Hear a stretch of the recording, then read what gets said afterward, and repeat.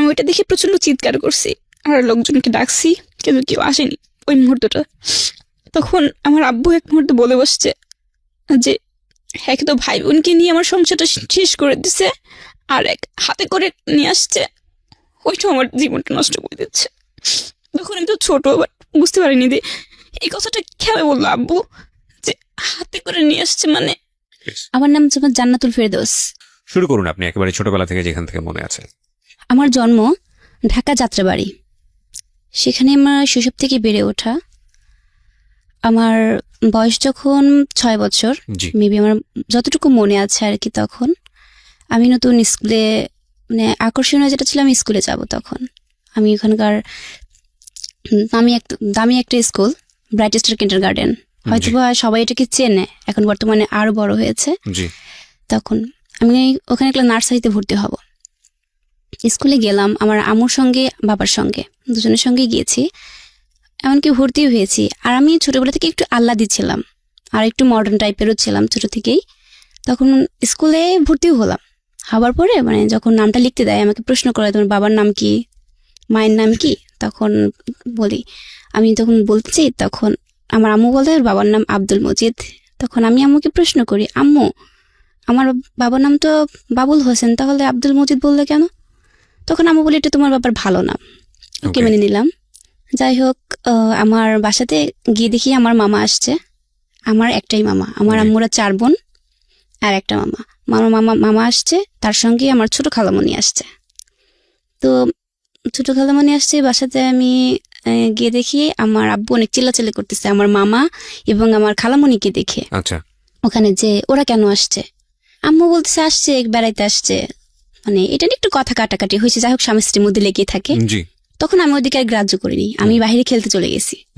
আম্মু আবার হয়তো বাবার সঙ্গে একটু রাগ ছিল, ওই রাগটা মানে কন্ট্রোল করতে না পেরে আম্মু আমাকে বাহির নিতে আসছে, এসে আমাকে একটা চড় মেরে দিছে। চড় মেরে দেওয়ার পরে আমি একটু কান্না করছি, কান্না করতে করতে যে আমার তখন একটা মাইন্ডে লাগছে, যে চিন্তা করছি সবার সামনে আম্মু আমাকে মারলো, আর কারো বাবা মা তো এরকম মারে না, আমাকে কেন এরকম মারলো। আমি একটু রাগ করে রুমে চলে গেছি, চলে যাই একটু রুমটা আটকিয়ে দিয়েছে। তখন আম্মু ভাবছে যে রাগ করে আটকাই দিল বাথরুমটা, নিশ্চয়ই কিছু করতেছে আবার ভিতরে। তখন আম্মু আবার নক করা শুরু করছে।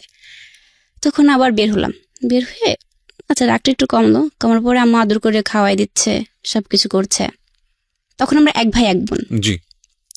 আমি ছোট তখন, আমার ভাইয়া ও নানুর বাসায় থাকতো জন্ম থেকেই নানুর বাসায় থাকতো। আমার নানু তখন বেঁচে ছিল, আমার সেজ খালামণি, তার কাছে আমার ভাইয়া থাকতো। তখন আমি আম্মুকে বলতাম, আম্মু ভাইয়া কেন আসে না? তখন আম্মু বলে যে আমি কিভাবে রাখবো আব্বু, তুমি তো দেখো আমি চাকরি করি। আম্মু চাকরি করতো ঢাকা শক্তি ফাউন্ডেশন। আচ্ছা, সামনে ঈদ, রমজান মাস আসছে, খালামণিটা তো আসছেই, মামাও আসছে সাথে। এখন মামা আসছে যার কারণটা, আমার বড় ভাইয়া ওখানে আছে, আমার নানু আছে, কিন্তু আমার নানুর বাড়ির অবস্থাটা বেশি একটা ভালো ছিল না। মানে আমার বাবার বাড়ির অবস্থাটা অনেক ভালো ছিল, মানে মোটামুটি ভালো ছিল, কিন্তু নানুর বাড়ির অবস্থাটা ভালো ছিল না। যার জন্য এখানে আসছে। আসার পরে তখন আমার বাবার কাছে বলছে আমার মামা যে দুলা ভাই এখানে, মানে ওখানে তো রিজন আছে, আমার ভাইয়ার নাম রিজন আছে, তো মানে ওর পড়াশোনার তো এখন টিউশনি শেষ হচ্ছে, ওর মাসে টাকা দিতে হবে, তো কিছু টাকা লাগবে, যদি দিন আপনি। বাবা একটু নিকৃষ্ট ভাষা যাই বকা দিছে, যে পারবো না, এত এখন ঝামেলা যাচ্ছে অনেক ব্যবসা বাণিজ্যের, মানে এইসব নিয়ে দেখা যাচ্ছে রাত 3টা বাজে। তখন আমি ঘুমোচ্ছিলাম, ঘুম থেকে হঠাৎ উঠে দেখি যে প্রচন্ড চিল্লাচিল্লি হচ্ছে রুমের মধ্যে, মানে এক পর্যায়ে দেখা যাচ্ছে হাতাহাতি পর্যায়ে চলে গেছে আমার আম্মু আর আব্বুর সাথে, দুজনের সাথে। ওইটা নিয়ে আমি একটু ঘাবড়ে যাই, মানে ভয় পেয়ে যাই যে কি হবে এখন। আমি তো তখন ছোট, একটু ভয়টা কাজ করে ওটার মধ্যে, আমি প্রচন্ড ভয় কাঁপছিলাম। আশপাশে সবাই বলছে যে আপনাদের বাসাতে কি হয়েছে, এত চিল্লাচিল্লি, সবাই চিল্লাচিল্লি করছে। তখন আমি আবার ওইদিকে কান্না করে, একটু খারাপ লাগলো, কান্নাকাটি করার পরে আমি আবার ঘুমিয়ে পড়লাম, ঘুম চোখে ছিল, ঘুমিয়ে পড়লাম। তখন সকাল হয়ে গেছে। তারপরে আমি আম্মুকে বলছি, আম্মু মামা কোথায়? আম্মু বলছে তোমার মামা চলে গেছে। তখন আমি একটু কান্না করছি যে মামা আমাকে সাথে কথা না বলে কেন চলে গেল। তখন চলে যাওয়ার পরে তখন মামা আমাকে ফোন দিয়ে বলছে, আম্মু আমি আবার পরে আসবো। ফোন দিয়েছি যখন, বলছে আম্মু তো আমি পরে আসবো আবার। তখন তো মানে মোবাইল ফোন ছিল না, তখন ওই টেলিফোন লাইনটা বললো না, তখন ওই টেলিফোন লাইনে আমি কথা বলেছি মামার সঙ্গে। তখন মামা বলেছে আমি পরে আসবো। ঈদের দিন আমার আম্মু প্রচন্ড কাঁদতেছে, খুব কাঁদছে। কান্নার পরে আমি আম্মুর কাছে গেছি, আম্মু কি হয়েছে, কিন্তু আমি তো আর আম্মুর কষ্টটা বুঝি না, কিছুই বুঝি না আম্মুর কষ্টটা। শুধু আমাকে প্রশ্ন করছে আম্মু কি হয়েছে, তবু আম্মু কাঁদে, কোনো কথা বলে না। তারপরে ক্লাস 4 পড়ি, আমি নানু বাড়িতে বেড়াতে গিয়েছি। নানুর বাড়িতে বেড়াতে যাওয়ার পরে পাবনাতে, ওখানে যাবার পরে আমার নানুমণি আমাকে জড়িয়ে ধরে আর মাম্মুকে দেখে অনেক কান্নাকাটি করে যে মা তুই আমাকে ছেড়ে চলে গেছিস, আর আসলি না, সেই যে আসলি 3 বছর পর আসলি। কান্নাকাটি করছে। আমার ভাইয়াকে দেখলাম, আমার ভাইয়া আম্মুকে ধরে অনেক কান্নাকাটি করছে, আম্মু আমি যাবো, আমাকে নিয়ে যাও না কেন ওখানে। তো আম্মু নিতে চাইতো, কিন্তু আমার খালামণিরা নিতে দিত না। ওখানে অনেক আনন্দই ছিলাম আমরা, ভালো। কিন্তু আসার সময় আমার বাবা তো আমাদের সাথে যায়নি, আমি আম্মুর সঙ্গে গিয়েছিলাম। ওখানে মানে তাদের এমন ছিল যে আমি তো ঢাকাতে যখন থাকি তখন তো মানে খুব ভালোভাবে চলাফেরা করি, আমার খাবারটা হইতে, কিন্তু নানুর বাসায় যখন গিয়েছি তখন তো ওখানকার খাবারটাও ছিল না সেরকম। বাট আমার খুব রাগ হতো, আমি কি দিয়ে ভাত খাবো আম্মু, আমি কি দিয়ে ভাত খাবো, আমি এখানে থাকবো না, আমি চলে যাবো, এরকম বলছি। তখন আমার স্কুলও খুলে গেল, আমি ওখান থেকে চলে আসবো। আমার ভাইয়া চিৎকার শুরু করছে, আম্মু আমি যাবো, আম্মু আমি যাবো, আমার নিয়ে যাও, আম্মু আমি যাবো। তখন নানু বলছে না তোমাকে যেতে হবে না। পরে যেতে দেয়নি, তখন চলে আসছে ঢাকাতে। কিন্তু ওখান থেকে ভাইয়া এতটা কান্নাকাটি করছে যে পরবর্তীতে আমার মামা আমার ভাইকে নিয়ে চলে আসছে ঢাকাতে। আচ্ছা, নিয়ে আসার পরে এখানে যখন নিয়ে আসছে তখন আমার বাবা কথা বলে না, মানে মামার সাথে তো কথা বলে না, কিছুই বলছে না। মামা তখন পড়াশোনা করতো, মামা তখন এসএসসি দেবে, আমার মামা এসএসসি দেবে, ওকে নিয়েও আসছে। তখন হয়তো সেটা অগ্রচরে বলছিল যে বড়াপা আমি ফর্ম ফিল আপ করবো, আমার কিছু টাকা লাগবে। মানে একটা যেটা বুঝতে পারছিলাম যে আপনার নানু বাড়ির লোকজন সামহাও আপনার মার ইনকামের উপর নির্ভরশীল ছিল, এবং কিন্তু আপনার বাবা সেটা খুব একটা সাপোর্ট করতো না। আচ্ছা, ইকোনমিক স্ট্যাটাসটা বোঝাটা খুব জরুরি। প্রিয় শ্রোতা, আপনারা যারা শুনছেন, ইনিশিয়াল স্টেজে আছি আমরা গল্পের, ধৈর্য ধরে সামনের দিকে আগাবেন, কারণ গল্পের আসল বিষয়টা থেকে আমরা এখনো অনেক দূরে। হ্যাঁ বলেন।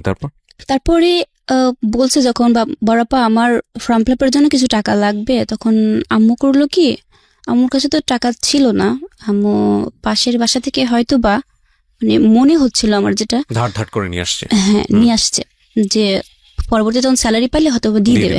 হ্যাঁ, নিয়ে আসার পরে দিয়েছে, মানে সেটা বলেছে তোর দুলাভাই যেন না জানে। ওই কথাটা আমার কানে আসছে, তোর দুলাভাই যেন না জানে, এই কথাটা বলেছে আমার আম্মু। তখন আমার মামা চুপ করে চলে গেছে।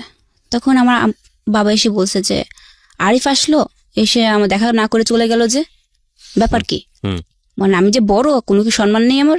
তখন বাবা এইভাবে বলছে। এরপরে ক্লাস 5-এ উঠলাম, সমাপনী দিব আমি। তখন সমাপনী পরীক্ষা শেষে ছুটি হয়েছে, তখন দাদুর বাড়িতে চলে গেছি যশোর কৃষ্ণনগর গ্রামে, বাঘারপাড়া থানার। তো ওখানে যাবার পরে অনেক আনন্দই করলাম। ওখানে যাওয়ার পর আমার ছোট চাচু, ও আমার মামার সমানই প্রায়। আচ্ছা, তখন আমি যখন ওখান থেকে চলে আসব, আমার বাবা তো আমাকে রেখে চলে গেছে, আমাকে আর আমার আম্মুকে। তখন আম্মুর সঙ্গে আর চাচুর সঙ্গে 4-5 দিন থাকার পরে ঢাকায় ফিরতেছি। ফেরার পরে রাস্তার মধ্যে কথা হলো যে আমার চাচু বলছে যে ভাবি এখন থেকে আমি আপনাদের সাথে থাকবো, আপনার সাথে। আম্মু বললো যে ঠিক আছে, আমাদের সাথে থাকতে তো সমস্যা নাই, আমারও ভালো, আর আমার কথা জান্নাত তো একা থাকে বাসাতে, ও তখন আর একজন সঙ্গী হবে। আম্মু অনেক খুশি হয়েছে, উৎসাহ নিয়ে চলে আসছে। তখন আমার আম্মুর পেটে বাচ্চা ছিল। আচ্ছা, তখন মানে ওই দিনই কথা বলতেই মানে আম্মুর প্রচন্ড পেইন ওঠে। পরে ঢাকা মেডিকেলে নিয়ে যায়। পরে ওখানে আমার আর একটা বোন হয়। বোন হওয়ার পরে কিন্তু ওকে খুব ভালোবাসে, আমার বাবার চোখের মনেই ছিল ধরতে গেলে পারে। কিন্তু তখন দেখতাম যে আমার প্রতি যে একটা মানে তার ইয়াটা ছিল, তখন হয়তো আস্তে আস্তে সেটা কমে গেছে। আচ্ছা, আপনি মনে করছিলেন যে আপনার ভালোবাসার প্রতি শেয়ার চলে এসেছে, আপনার ছোট বোন সেখানে ভাগ বসাচ্ছে। হ্যাঁ, মানে এরকম আমার মনে হচ্ছিল। মানে তখন বড় তো হচ্ছে আস্তে আস্তে, কিন্তু আমি তো আমার ছোট বোনকে অনেক ভালোবাসি, ওকে খুব আদর করি, যত্ন করি, সবকিছুই করি। কিন্তু তখন আমার একটু রাগও হতো, যাবো শুধু ওকে নিয়ে ব্যস্ত থাকে, আমি কি কিছু না, একটা খাবার নিয়ে আসছে ওর হাতে দিল, আমার হাতে কেন দিল না, মানে এটা একটু মানে আমার মনের মধ্যে আসছে যে, তখন অতটা এখনকার মতো বুদ্ধিটা তখন আসেনি আমার, মানে একটু রাগও হতো। মাঝে মাঝে দেখতাম কি আমি ওর কাছ থেকে খাবারটা কেড়ে নিতাম। আচ্ছা, এরকম করতাম আমি। এরপর আমি ক্লাস 8-এ উঠে গেলাম, এরকম করে দেখতে দেখতে ক্লাস 8-এ উঠলাম। 8-এ ওঠার পরে জেসি পরীক্ষা দিব আমি। তখন প্রথম দিন আমার সেদিন বাংলা পরীক্ষা ছিল। ওই দিন মানে আব্বু আম্মুর মধ্যে অনেক কথা কাটাকাটি চলছিল আমার নানুর বাড়ির বিষয়টা নিয়ে। কিছুই রান্না করেনি সেদিন আম্মু। পরীক্ষা দিতে যাবো, ধর কিছু মুহূর্তে দেখাতে ওই রুমের মধ্যে প্রচন্ড ভাঙচুরের শব্দ হচ্ছে। শব্দ হওয়ার পরে আমি ভেতরে গেলাম, গিয়ে তখন দুজনের মধ্যে কি কথাকাটি হচ্ছিল আমি জানি না। যাই হোক, তখন এক মুহূর্তে দেখলাম কি আমাদের সোফা সেটের যে টি টেবিলটা ছিল, এই টি টেবিলটা দিয়ে আমার আম্মুর মাথার উপরে অনেক জোরে বাড়ি দিছে। বাড়ি দেওয়ার পরে তখন আমি ওইটা দেখে প্রচন্ড চিৎকার করছি আর লোকজনকে ডাকছি, কিন্তু কেউ আসেনি ওই মুহূর্তটা। তখন আমার আব্বু এক মুহূর্তে বলে বসছে যে এক তো ভাই বোনকে নিয়ে আমার সংসারটা শেষ করে দিছে, আর এক হাতে করে নিয়ে আসছে, ওইটা আমার জীবনটা নষ্ট করে দিচ্ছে। তখন আমি তো ছোট, বুঝতে পারিনি যে এই কথাটা কেন বললো আব্বু, যে হাতে করে নিয়ে আসছে মানে এটার মানেটা কি। আমি তবুও বুঝতে পারিনি যে বাবা কি বোঝাতে চাচ্ছিল। পরে নিজের প্রত্যেকটা এলাকার লোকজনকে আমি ডাকছি যে সবাই একটু আসেন, আমার আম্মুটা একটু হসপিটালে নিয়ে যাব, এক থেকে পরীক্ষা দেরি হয়ে যাচ্ছে। কিন্তু একটা ব্যক্তিও আসলো না। সবাই বলে কি একটু মার্ডারের মতো, কেউ হাত দেবে না পুলিশ না আসা পর্যন্ত। তখন অঝরে শুধু কাঁদছি আর কাঁদছি। তখন আমার পাশের ইউনিটের একটা যে ছিল, পরে সে আসছে। আমি বলছি আন্টি একটু হেল্প করেন না আমার সাথে, আমার আম্মুকে আমি হসপিটালে নিয়ে যাব। তখন উনি হেল্প করছে। আমার কাছে কোনো টাকা ছিল না, কোনো টাকা না থাকার কারণে আমি যে কি করব মাথার মধ্যে কোনো কিছু আসছিল না। একদিকে পরীক্ষা। পরে আন্টি বললো কি আম্মু তুমি কান্নাকাটি করো না, তুমি পরীক্ষা দিতে চলে। আমি পরীক্ষা দিব না, আমার আম্মুর এমন অবস্থা, আমি পরীক্ষা দিব না। তখন আম্মু বললো যে যাও তুমি। তবু তারপরে আমি আম্মুকে এরকম রেখে আন্টিকে বারবার বলে গেছি যে আন্টি একটু দেখেন, আমি তাহলে যাই। ওই দিন আমি একা একাই, কখনো তো পথ চলি না একা একা। ফার্স্ট ওই দিন আমি পরীক্ষা দিতে গেছি একা একা। কিন্তু পরীক্ষার সেন্টারে শুধু আমার মাথার মধ্যে একটা টেনশনই আসছে, লিখছি আর অসরে কাঁদছি যে আমার আম্মুর ওখানে কি অবস্থায় আছে, আম্মু কতটা কষ্ট পাচ্ছে। আমি বাসাতে চলে গেলাম, বাসা দেখি আম্মু তো আসেনি। পর আবার হসপিটালে গেছি, গিয়ে দেখি আমার আম্মুর এখান থেকে তো চুল কেটে ফেলছে, তো এখানে 8টা সেলাই দিচ্ছে আম্মুর। তখন আম্মুকে জড়াই ধরে আমি প্রচন্ড কাঁদছিলাম, আম্মু তোমার খুব কষ্ট হচ্ছে। আম্মু বলছেন না আমার কোনো কষ্ট হচ্ছে না। মাকে জিজ্ঞেস করলেন না যে মা এই কথাটা কেন বললো বাবা? তখনও কিছু বলি নাই আমি, তখনও কিছু বলেননি না। তারপর বাসাতে চলে আসছি হ্যাঁ। আম্মুকে নিয়ে, ওই দিনই রাতে হ্যাঁ। চলে আসছি বাসাতে। তো আস্তে ধীরে পরের দিন সকালে জিজ্ঞেস করতে হচ্ছে আম্মু একটা কথা বলি, রাগ করবে না তো? আম্মু বলেছে না আব্বু বলো।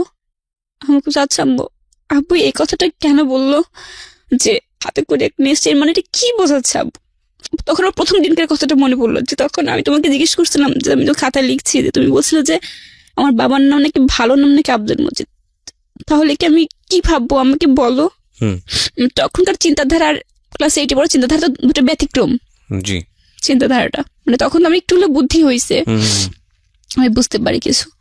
তখন আম্মু তবু কোনো চুপ করে আছে একদম। তারপরের দিন আবার আমার নানু নিচে, উনি যেখান থেকে খবরটা পাইছে চলে আসছে আমাদের এখানে। মানে আসার পরে তখন ওরকম আম্মুর দেখিয়ে প্রচন্ড কান্নাকাটি করার পরে আমি তখন নানুকে প্রশ্ন করছি, নানু মানে আমার মাথায় হাত দেওয়াইছে, আজকে আমাকে একটু সত্য কথা বলো তুমি। একদম আমাকে এই প্রশ্ন উত্তর দাও, আজকে তোমাদের ফাইনাল সব বলতে হবে যে কি।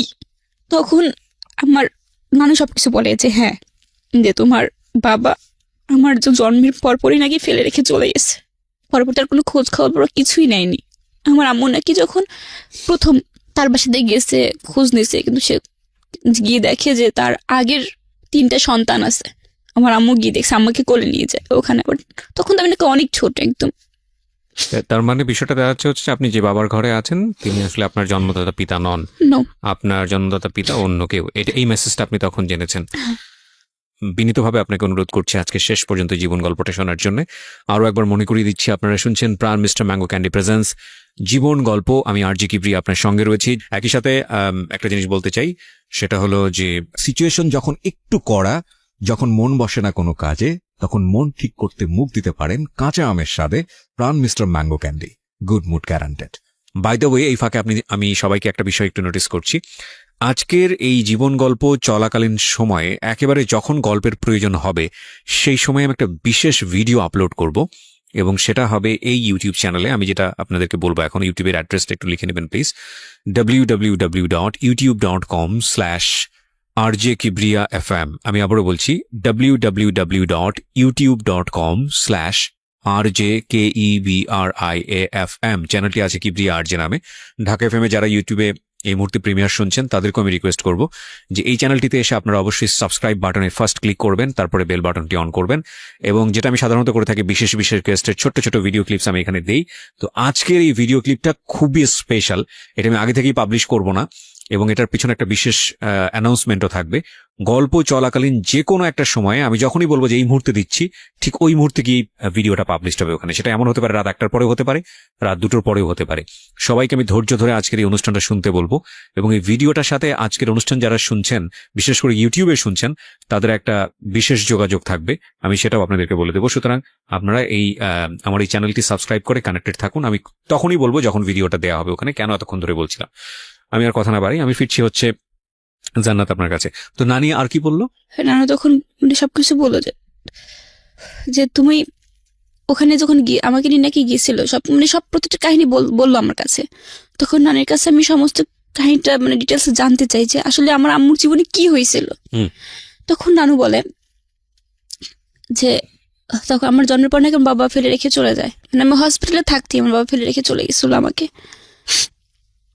তখন আমার ভাইটা মানে ছোট বলতে কি 2 বছর হয়তো বয়স এরকম হবে আমার ভাইয়াটার, আর আমি তখন জন্ম হয়েছে। ফেলে রেখে চলে গেছে বলতে সে সৌদিতে চলে গেছে। আচ্ছা, সৌদিতে চলে গেছে। বাট আম্মু অনেক খোঁজাখুঁজি করেছে, কিন্তু তার ঠিকানা কোথাও পায় না। কারণ আম্মুর যখন নাকি বিয়ে হয়েছিল তখন আম্মু তো জানতো না যে তার বাড়ি কোথায় বা কোনো কিছু। কারণ আগের দিনে যখন বিয়েটা দিয়েছে হয়তো হুটহাট করে দিয়ে দিয়েছে, সামহাউ কমিউনিকেশনটা হয়নি আর কি। ওকে, নো প্রবলেম। তারপর তখন ওখানে যাওয়ার পরে আম্মু আমাকে নিয়ে গেছে, ওই অবস্থাতেই অসুস্থ অবস্থাতেই গেছে। তখন আমার বয়স নাকি 10 দিন। ওই অবস্থা গিয়ে দেখে যে তার ঘরে সন্তান আছে, 2টা মেয়ে আছে, একটা ছেলে আছে। তাহলে তো কিসের অভাব? আমার মানে তখন আম্মু বলছে যে ঠিক আছে, তার তো ঘরে সবই আছে, তাহলে আমি কি? তবু আম্মু তাকে ধরে রাখার চেষ্টা করছে মানে ওখানে থেকে, কিন্তু ওখান থেকেও মানে এমন করছে যে আগে তার যে আগের ওয়াইফটা ওই বাবার, উনি তার বড় ভাই ওখানকার চেয়ারম্যান ছিল। অনেক লোক লাগাইতে আমার আম্মুকে অনেক আঘাত করছে। এক পর্যায়ে দেখা যায় গ্রাম থেকে বের করে দিছে। আচ্ছা, যে তোর তো অন্যায় যে তুই একটা বউ থাকতে কেন বিয়ে করছিস।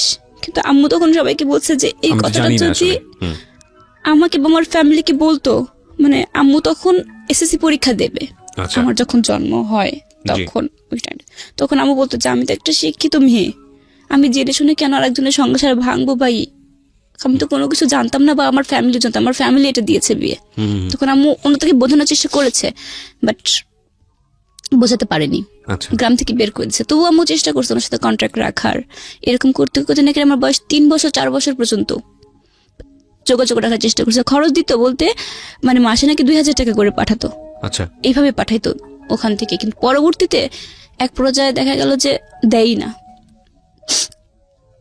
তখন আমার নানুরা নাকি কন্ট্যাক্ট করার চেষ্টা করছে, সমস্ত ফোন সবই বন্ধ করে দিছিল তারা। তখন ওখান থেকে ডিভোর্স পেপারটাও পাঠিয়ে দিছিল। আচ্ছা, যেভাবেই হোক।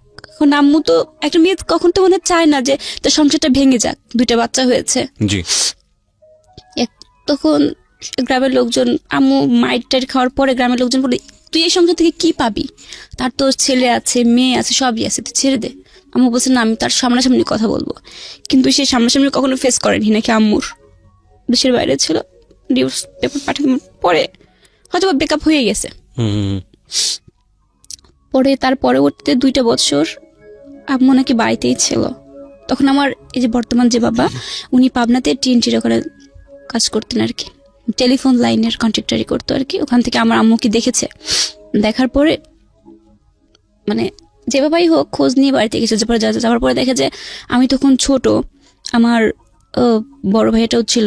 সবকিছু জেনে শুনে আমার আম্মুকে আর কি বিয়ে করে, প্রস্তাবের মাধ্যমে বিয়েটা করে।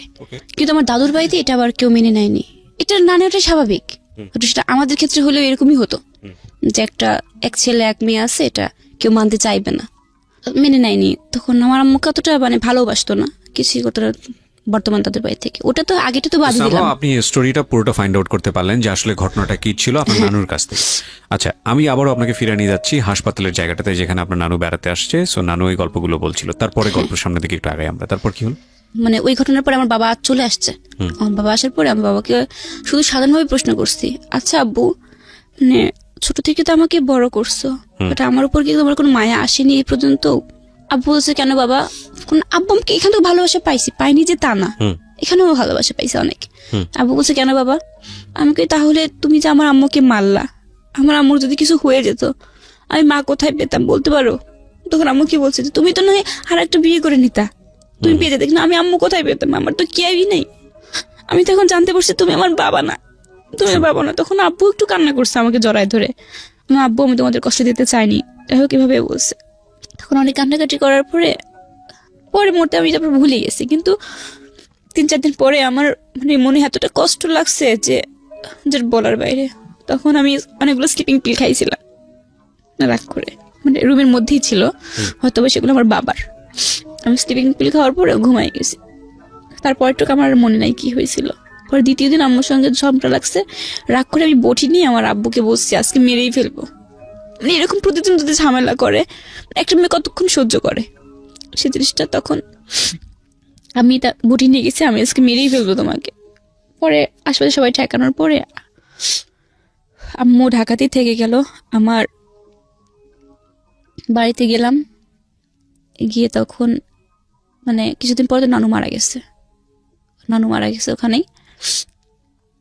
নানু মারা যাওয়ার পরে ওখানে আমাকে রাখা হলো। রাখানোর পরে বলতে খালামুনির বাসাতে, মেজো খালামুনি যেটা ছিল ওনার ওখানে, আম্মু তো চাকরি করে, ওখানে আমাকে পাঠায় দিল। তখন আমি ক্লাস 9 ভর্তি হব। এটা ওই ঘটনাটা ঘটেছে তো মানে ছুটির পরে দাদু বাড়িতে গেলাম, অনেক কাহিনী মাঝখানে ছিল, বাট অতটা মনে নেই। নানুর বাড়িতে আমাকে পাঠাই দিল, কারণ মারা আব্বুকে মারতে গেছি, সবার রাগ, আমার ভাইয়া আমি, এবং তার কিছুদিন 6 মাসের মাথায় আমার যে ছোট ভাই বোনগুলো ছিল না ওদেরকেও পাঠাই দিছে সেখানে। তখন আম্মু বলছে কি আব্বু তোমরা এখন থেকে খালামুনির বাসায় থাকবা। আম্মু চিন্তা করছিল কোনটা, যে আমি একা একা যদি থাকি তখন আমার মধ্যে কষ্ট থাকবে, মানে আমি চিন্তা ভাবনা করবো বা খারাপ কিছু করবো। আমি স্লিপিং পিল খেয়েছিলাম, সেদিন হয়তো কোনো অঘটন ঘটাবো, কষ্টটা সহ্য। এই জন্য আম্মু আমার ছোট ভাই বোনকে আমার সাথে পাঠিয়ে দিছে। আচ্ছা, ওখানে ছিলাম। থাকার পরে ক্লাস 9 ওখানে বেড়া মঞ্জুর কাদের বালিকা উচ্চ বিদ্যালয়ে আমাকে ভর্তি করে দেয়। আচ্ছা, ওখানে ভর্তি করার পরে ক্লাস 9 থেকে 10, তখন আমার বাবা আমার সাথে প্রায় 7-8 মাস কথা বলে না। এই ধরতে গেলে 1 বছরই প্রায় হবে এরকম, ভালো করে কথাই বলে না আমার সাথে। মারতে গেছিলাম তো সেই জন্য। আর ছোট বোনগুলো আমার সাথেই ছিল। এরপরে ক্লাস 10 উঠবো আমি। 10 ওঠার হতে তখন অক্টোবর মাস, সেপ্টেম্বর মাস, তখন আমার বিয়ের কথা চলছে। মানে প্রত্যেকে আমি যেখানেই যাই না সেখান থেকে আমার বিয়ের প্রস্তাবটা আসে যেখানে। তখন আমি রাগ করবো যে বিয়ে করবোই না, যে আসে তাকে আমি তাড়াই দিই। প্রত্যেকটা জায়গাতে যেখানেই যাই সেখানেই বিয়ের প্রস্তাব আসে। আমার মেজো খালোর সঙ্গে, মেজো আঙ্কেল এখন সাংবাদিক, উনি ধরেন পাবনার খবর ইয়াতে যায়, ভোরের আলো ওইখানে যায়, ওইখানকার সাংবাদিক। তো আঙ্কেলের সঙ্গে বিয়ের পার্টিতে গেছি, ওখানে একটা বিয়ে আসছে। পরে তারা মানে ছেলেটা দেখি না মানে কালো, আমি বাসাতে তো চলে আসছে রাগে। পরে দেখি যে রাত্রেবেলায় আসছে লুঙ্গি পরে, আপনাকে দেখতে আসছে, আমাকে দেখতে আসছে। মানে আমি তো একটু মানে মডার্ন টাইপের ছিলাম, যাই হোক মানে একটু লুঙ্গি পরে আসছে, মানে নিজের একটু প্রেস্টিজ না যে আমাকে দেখতে আসছে, লুঙ্গি পরে একটা ছেলে আসছে। মানে একটা মনে মতো ক্ষোভ জমে গেছে। পাশের রুম থেকে আমার কাজিন ছিল, ও বলছিল দেখ বান্দরের মতো দেখা যায়, মানে এরকম একটা কথা বলে যে বান্দরের মতো দেখা যায়। পরে আমি গেলাম, ওখানে যাওয়ার পরে দেখি যে লুঙ্গি পরে আসছে। আমি সরাসরি না, ওই লোকটা আমার দিকে তাকাইছে, আমি মুখটা কালো করে ফেলছি, যে মানে এমন ভাব করছে যাতে চলে যায়। তারপরে উনি আমার জিজ্ঞেস করছে তোমার নাম কি, আমি নামটাও বলিনি রাগ করে। তখন উঠে দাঁড়িয়েছি, আমি আজকে আমার পরীক্ষা আঙ্কেল, আমি চলে গেলাম। পরীক্ষা আঙ্কেল? হ্যাঁ আমি বলছি, এটা আঙ্কেলকে বলছি, আঙ্কেল বসে আছে। তো এটা বলে বের হয়ে চলে গেছি রুম থেকে। তখন ওই ছেলেটা রাগ করে নিচে চলে গেছে। যাবার পরে উনি বলছে যে আপনার ভাগ্নি আমাকে দেখে পছন্দ করে নাই, দেখছেন মানে কি ড্যামাক এই মেয়ের জীবনে বিয়ে হবে না, এরকম একটা কথা বলে গেছে। তারপরে দ্বিতীয়বার সকাল হয়েছে, পরের দিন সকালে আমার মামা ফোন দিয়েছে। ফোন দেওয়ার বলছে আমার কিছু বন্ধু আসবে, মানে বন্ধু আসবে। তখন আমি বলছি এবার কোথাকার বন্ধু আসবে, আল্লাহ টিজিন খালি বন্ধুই আসে আর প্রতিদিন আমাদের খাবারগুলো নষ্ট করে, এরকম কথা বলছি। একটা কথা শোনাচ্ছে। তখন মামা ফোন দিয়েছে, হ্যাঁ আম্মু। আমাকে হ্যাঁ মামা বলেন। তখন বলছে যে আম্মু তুমি আজকে পরিষ্কার থাকবো, আমার বন্ধুরা আসবে। আমি কিসের বন্ধুত্ব, আপনার বন্ধু আসবে তো আমি পরিষ্কার থাকবো কেন, মানে কি বোঝাচ্ছেন আপনি? তারপর আমি বলছি যে চলে আসো, চলে মামারা আসতেছে, রাস্তার মধ্যেই হয়তো বা ছিল মামা, আমার বন্ধু জি। সবাই ছিল। আর আমাকে আমার বৌমনি মানে মামার ওয়াইফ যে বৌমনি আমাকে শাড়ি পরাচ্ছে, বৌমনির যেটা ম্যারেজ ডে শাড়ি ছিল ওই শাড়িটা। আচ্ছা। আমি কই এত মানে এই যে আমাকে শাড়ি পরানো হচ্ছে ব্যাপার কি? হুম হুম, তখন বলে যে না একটা ছেলের দেখতে আসবে, তখন বলছে আবার দেখতে আসবি, দাঁড়া আজকে মজা দেখাবো, আজকে না মানে অন্য কিছু করবো আর কি। হুম হুম, শাড়িটা পরেছি, পরার পরে আমার দেখতে চলে আসছে, পাশের রুমে বসছে। তো ওইখানে চারজনই সম্ভব আসছে।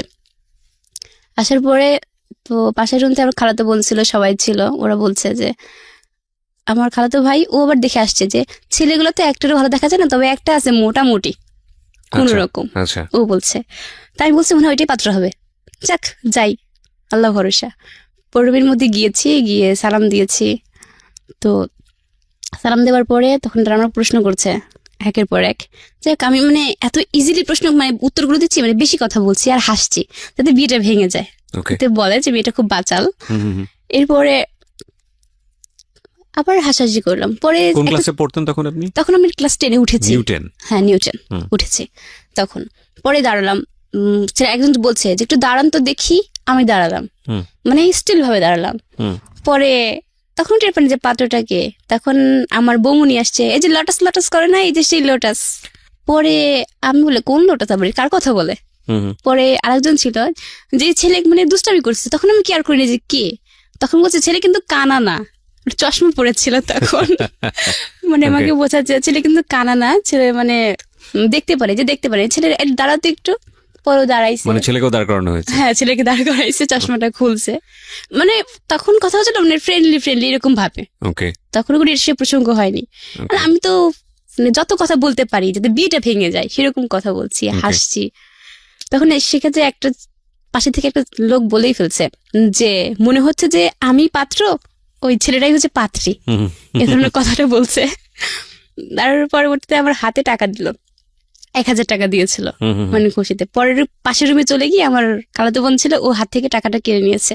হুম হুম, আর ওরা খাওয়া দাওয়া করছে, আর আমি বলছে রাক্ষসটা খাইতে আসছে, হুম হুম, হুম, এরকম বলছি, রাক্ষসটা খাইতে আসছে। পরে ওরা চলে গেছে।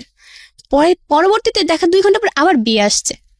তখন আমি এখানে আল্লাহকে বলছি, আল্লাহ এবারকে আমি মানে জবাই হয়ে যাই, মানে দুষ্টামি করে সবাই বলছি এবার কেমন যাবো কি মানে আগের দিন পরের দিন এটা কি শুরু হয়েছে আমার লাইফে এটা। হুম হুম, পরে আম্মুকে ফোন দিছে যে, পরে ওদের বাড়িতে কি হয়েছে আমি তো সেটা জানি না, মানে তার পরের সপ্তাহে দেখি যে আমার আম্মু চলে আসছে।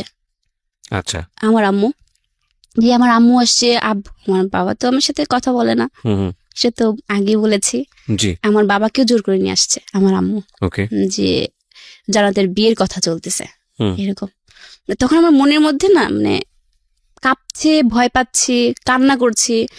বলছি লাইফে একটা মেয়ের জীবনে কি থাকে, একটা প্রেম করতে পারলাম না জীবনে।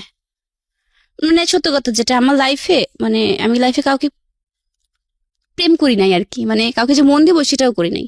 হুম। অফার আসছে চলে মানে ওদিক না তাকে চলে গেছে। যে আমি চাইছিলাম যে এসএসসির পরে কলেজ লাইফে যা প্রেম করবো আমি, আচ্ছা। কিন্তু আমার ভাগ্যে আর সেটা ছিল না। ওকে।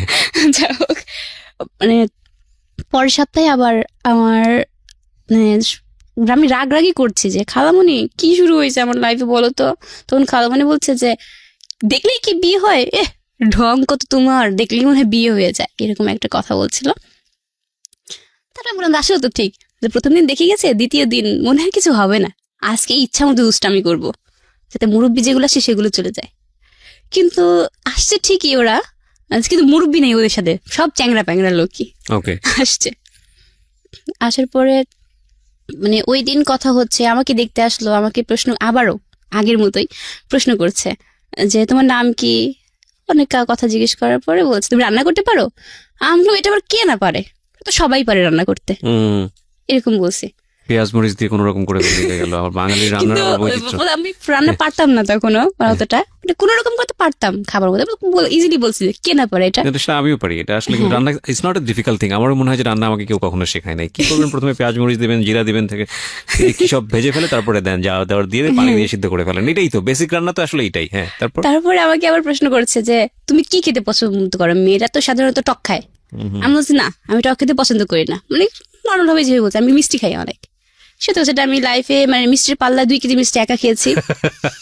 এটা আমি ফার্স্ট হয়েছি সেখানে, Okay. বাট আমি মিষ্টি খেতে অনেকটা পছন্দ করি। তারপরে দেখা যাচ্ছে ওখানে বলে যে মিষ্টি পাগল, হাই হাই এটা ডায়াবেটিস রোগী হয়ে যাবে, আমাদের বাসা থেকে মিষ্টি খায় না, মানে এই ছেলে মানে ছেলের কথা বলছে, ছেলে মিষ্টি খায় না, কেউ মিষ্টি খায় না, কিন্তু আমার খালামুনির হাতের পায়েস যে খাবে তার মুখ একদম ওকে, আপনার খালামণি অনেক ভালো পায়েস অনেক রান্না ভালো। করে না? পরে ছেলেকে পায়েস খেতে দেওয়া হয়েছে, ছেলে রাক্ষসের মতো সব পায়েস কিনেছে।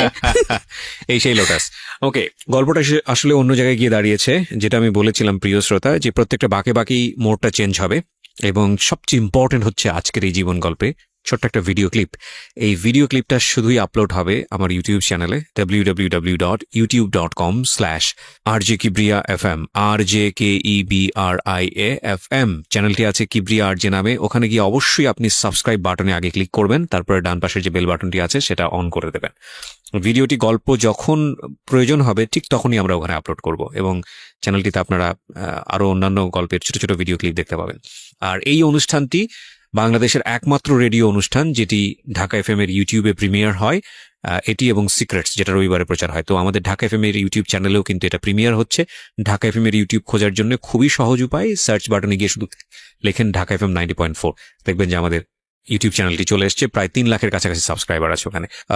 জান্নাত, যেটা বুঝতে পারছিলাম যে লোটাস দেখতে এসছে আপনাকে ওই সময়কার Yes, গল্প। yes, জি, yes, yes. তারপর পরবর্তীতে লোটাস আমাকে দেখতে আসছে দ্বিতীয়বার। তখন এক পর্যায়ে দেখা গেল কি ওরা সবাই ছাদে চলে গেল, খাবার খাওয়ার পরে সবাই ছাদে চলে যাওয়ার পরে যে ওখানে কি কথা হচ্ছে আমি তো জানি না সেটা। আমি নিচে আছি, নিচে থাকার পরে কথা বলছি সবার সাথে যে কি হতে পারে, মানে আমার মনের মধ্যে একটা মানে কাজ করছে কি হতে পারে। তখন উপরে গেলাম, তখনও বলেনি যে আমার আজকে কিছু একটা হবে, মানে তখন আপনি জানেন না যে আজকে কিছু একটা আপনার না। ওকে, ওখানে গেলাম, চুপচাপ বসে আছে বারান্দার মধ্যে, যে বিদ্যুৎ চলে গেছে, এত পরিমাণ গরম, মানে একদিকে হালকা হালকা বৃষ্টি হচ্ছিল, একদিকে প্রচন্ড গরম হচ্ছিল। উপরে গেলাম, কিন্তু তার মানে 20 মিনিট পরে আমার মেজো আঙ্কেল, যেটা মেজো খালু আর কি, উনি বলছে যে এই জান্নাত, আমরা জি বলো তো তোমার জন্ম তারিখ কবে, আমাকে প্রশ্ন করছে। তখন জন্ম তারিখটা বলতে গেলে আমার যখন কথা বলে বাল্য বিবাহ হবে, বাট ওটা তো আইনি বিরুদ্ধে অপরাধ। ওকে ওকে, এখন জন্ম তারিখটা অনেক আগায় দিছে ওখানে। যাই হোক, মানে আপনি জানেন না উপরে কি হচ্ছে না, ultimately? Okay. আমরা জন্ম তারিখের কথা কেন জিজ্ঞেস করি, একটা কনফিউজ মনে হচ্ছে যে কি মানে কেন জিজ্ঞেস করতে পারে। খালামণি কি বলছে, খালামণি কি হচ্ছে উপরে, কিন্তু আমার আম্মু কান্না শুরু করছে অলরেডি। ওকে, আমার আম্মু প্রচন্ড কান্না কাঁদছে আমাকে জড়ায় ধরে। আমাকে আম্মু কি হয়েছে, মানে যেটা সত্য কথা, আমার আম্মু বিয়েতে রাজি ছিল না। ওকে, প্রথম আর কি আমার যার সাথে বিয়ে ঠিক হবে আর কি, সে ছেলেটা একদম রোগা ছিল তখন, রোগা টাইপের। ওকে দেখাত্র আমি বলছি এই পুচকে ছেড়ার সাথে আমার মেয়েকে তুলে দিলে মেয়েকে কি করবে। মানে লোটাসের অবস্থা তখন ওরকম ছিল, রোগা টাইপের একদম শুকনো, okay. যে এই পুজিতে একদম বাচ্চা ছেলে, এর হাতে মেয়ে তুলে দেবো আমি। আমার বিয়েটা এরকম কথা চলছে যে ছেলের বাড়ি সম্পর্কে কোনো কিছুই আমরা জানি না। ওকে, ছেলের কোথায় বাড়ি, কোন স্থানে বাড়ি, কে আছে না আছে কিছুই জানা নেই। মানে এরকম আমার আম্মা এক বলছে কি ছেলের বাড়ি দেখতে যাবো, তো বলছি ঠিক আছে চলো। তবু আরেকজন বলছে যে আমার মামা বলছে দেখা দরকার নেই, আমি সবকিছু দেখেছি, ছেলের খোঁজ খবর কেন নেবে, এভাবে রেগে উঠে বলছে। এরপরে আমি আবারও মানে একটু কান্না চলে আসছে আমার বুকের মধ্যে, না মানে কেমন যেন একটা মানে হার্টবিটটা মনে হচ্ছিল কি জোরে শব্দ হচ্ছে, আর একটু ভয় কাজ করছে। উপর থেকে এসে আমাকে এরুমে নিয়ে আসছে আবার, যে কিছু একটা করবে। আমি আবার কান্না করে বাথরুম আটকাই দিছি যে আমি যাবো না আজকে, যাও মুখ ধুয়ে আসো। না আমি বের হবো না, চিল্লাচিল্লি করছে যে বের হোক, কথা বলবে তোমার সাথে, একটু গোপনে কথা বলবে। এটা বলে বাথরুম থেকে বের করে নিয়ে চলে আসছে। পরে মুখ টুক ধুয়ে আসছি, আসার পরে মানে কোনো কিছু হুটহাট বলাও নেই, একটা জিজ্ঞেস করবে না তুমি ছেলে দেখে তোমার পছন্দ হয়েছে কিনা, তুমি রাজি আছো কিনা, বা তোমার সম্পর্ক আছে কিনা। একটা মেয়ে কিন্তু জিজ্ঞেস করা স্বাভাবিক, রাইট, বা কথাও বলতে দেয় আলাদা ভাবে, বাট আমার লাইফে সেটা কিছুই হয়নি। সরাসরি উপর থেকে আসলো, এসে ওইটাকে কি বলে খাতা, রেজিস্টার খাতা মনে হয় সম্ভবত, যাই হোক ওই খাতাটা নিচে ফেলছে, ফেলার পর বলছে সই করো। মানে আমি বলছি এটা কিসের খাতা, কি বললো এটা, কিসে সই করবো আমি। কিন্তু ওইখানে সই করা মানে যে কারো মানে জীবনে একদম বন্দী হয়ে যাওয়া, মানে ওই সেন্সটা তখন আমার আসেনি। কিন্তু পাশ থেকে তখন আমার মানে খালাতো বোন বলছিল, ও বলছিল যে আজ তুই জবাই হয়ে গেলি, মানে এই কথা। আমি প্রচন্ড চিৎকার পাচ্ছি, কাঁদছি, কান্নাকাটির পরে সইটা করেই দিলাম। তারপর পাশের রুমে যাই, মানে যত কান্না আসে মনের মধ্যে ইচ্ছা মতো কাঁদলাম। কান্নাকাটি করার পরে কিন্তু খালামণি বলছে যে এতদিন তুমি ছিলে এই বাড়ির মেয়ে, কিন্তু আজ থেকে তুমি আর এই বাড়ির মেয়ে না। কবুল পড়ায়নি, কিন্তু ওই ছুঁই করে রাখছে আর কি। ওকে, মানে সরকারিভাবে আমরা লোটাস যে তার মানে তার স্ত্রী হয়ে গেলাম সরকারিভাবে। কথা বললাম, মানে দুজন ফোনে কথা আলাপ হয়। তাই পরের মধ্যে আর কি পাশের রুমে লোটাস আসে, আমরা হাসতেছিলাম মানে ওর কথা শুনে। প্রথমে কান্নাকাটি, তারপরে মুখের মধ্যে হাসি। পরে ও আমাকে বলছে যে এত হাসো কেন, হাসির গোশ খাইছো নাকি যে এত হাসি মুখে, আমাকে এই কথাটা বলছিল। পরে কোনো কথা না বলে চলে গেলাম, মানে ও চলে গেল ওর মতো, আমরা এখানে পরে ওর বাসাতেও চলে গেছে। এটাই আপনার ফার্স্ট দেখা, এর আগে কখনো দেখা হয়নি? না না না, ওকে, মানে ওদের সম্পর্কে কিছু, কিন্তু এমন বিয়ে হয়েছে যে ওদের সম্পর্কে আমরা কোনো কিছুই জানি না, খোঁজ খবর নেওয়া হয়নি যেদিন আমার বিয়ে রেজিস্ট্রি করে আর কি। তখন যেন মানে সেপ্টেম্বরের 7 তারিখ 2012 সালের। এর পরবর্তীতে দেখা যাবে তার 1 মাস পর, মানে ওই তখন মানে ও এমন অভিনয় করতে জানে যে কি বলবো। ওর নাকি জ্বর আসছে, ওর মাথা ব্যথা করছে, ওর এটা ব্যথা ওইটা ব্যথা, কিন্তু আসলে সে কিছুই না। ও বিয়েতে কবুলটা কেন পড়ানো হয়নি এই মতলবটা করছে মনে মনে। মানে কিভাবে কবুলটা পড়ানো যায়, ও আমাকে বলছে যে তুমি দেখবা যে 1 মাসের মধ্যে আমি তোমাকে বিয়ে করব। আমি বলছি কখনই পারবো না, বিয়েতে এমনিতেই হয়ে গেছে, আর এক্ষেত্রে কখনো হবে না, আমি এসএসসি দিব তারপরে। বলছে না, দুজনের মধ্যে অনেক কথার মধ্যে আর কি। যাই হোক, আর রেজিস্ট্রি করার পরে যে প্রেমটা হয় আর কি, আপনাদের মধ্যে সেই ব্যাপারটা ছিল। হ্যাঁ, ইয়েস। পরে আমার ফার্স্ট মানে ওর দেওয়া উপহার একটা মোবাইল ফোন। ওকে, হ্যাঁ, একটা মোবাইল ফোন আমাকে দিয়েছে, কিন্তু মানে ফোনটা দিয়েছে আমি অনেক খুশি হয়েছি। প্রথমে একটা ফোন পেয়েছি, আগে ফোন ছিল বাটন ফোন, বাট এখন স্ক্রিন টাচ একটা ফোন পেয়েছি, দামি ফোন। তখন ওর সঙ্গে আমার খালামণি একটা পার্সোনাল রুম দিয়েছে যে কখনো কথা বলো। তো কথা বলছি, ও দেখি যে ঘুম পাড়তেছে, ওখানে এসে ঘুমাই গেছে। তারপর বিকেল হয়ে গেল, ও চলে গেল ওর মতো। এরকম তো আশেপাশের লোকজন দেখলে খারাপ বলে যে ছেলে এত যাতায়াত করে কেন, এখনো মেয়ে উঠায় নিয়ে যায়নি। গ্রাম অঞ্চলে তো এটা বলে থাকে স্বাভাবিক। এরপরে তার দ্বিতীয় সপ্তাহ পরে আমার শাশুড়ি আম্মা যে উনি আসছে আমাকে দেখতে, এসে আমাকে দেখে অনেক খুশি যে টুকটুকি একটা মেয়ে পেয়েছি। আমাদের মানে প্রত্যেকটা মেয়ে, মানে আমি একটু চঞ্চলা, কথা বলি বেশি, তখন সবাই আমাকে ভালোবেসে মেনে নিয়েছে। দেখাশোনার পরে ওরা চলে গেল।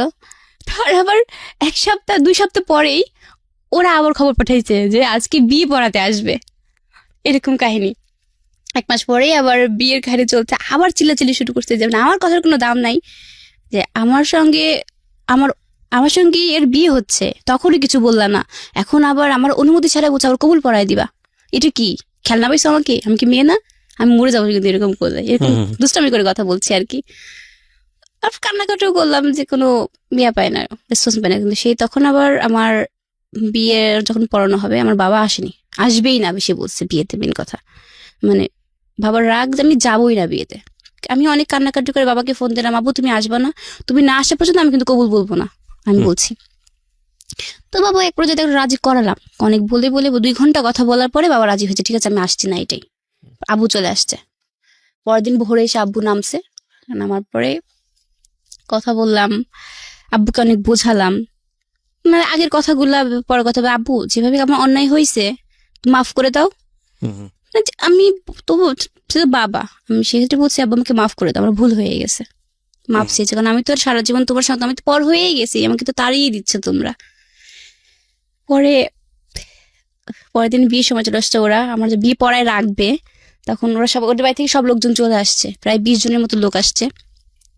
আমার জন্য একটা নর্মালি একটা শাড়ি নিয়ে আসছে, নর্মালি আর কি একটা শাড়ি নিয়ে আসছে, আর একটা জুয়েলারি একটা নিয়ে আসছে, ওইটা পরে বিয়ে পড়াবে।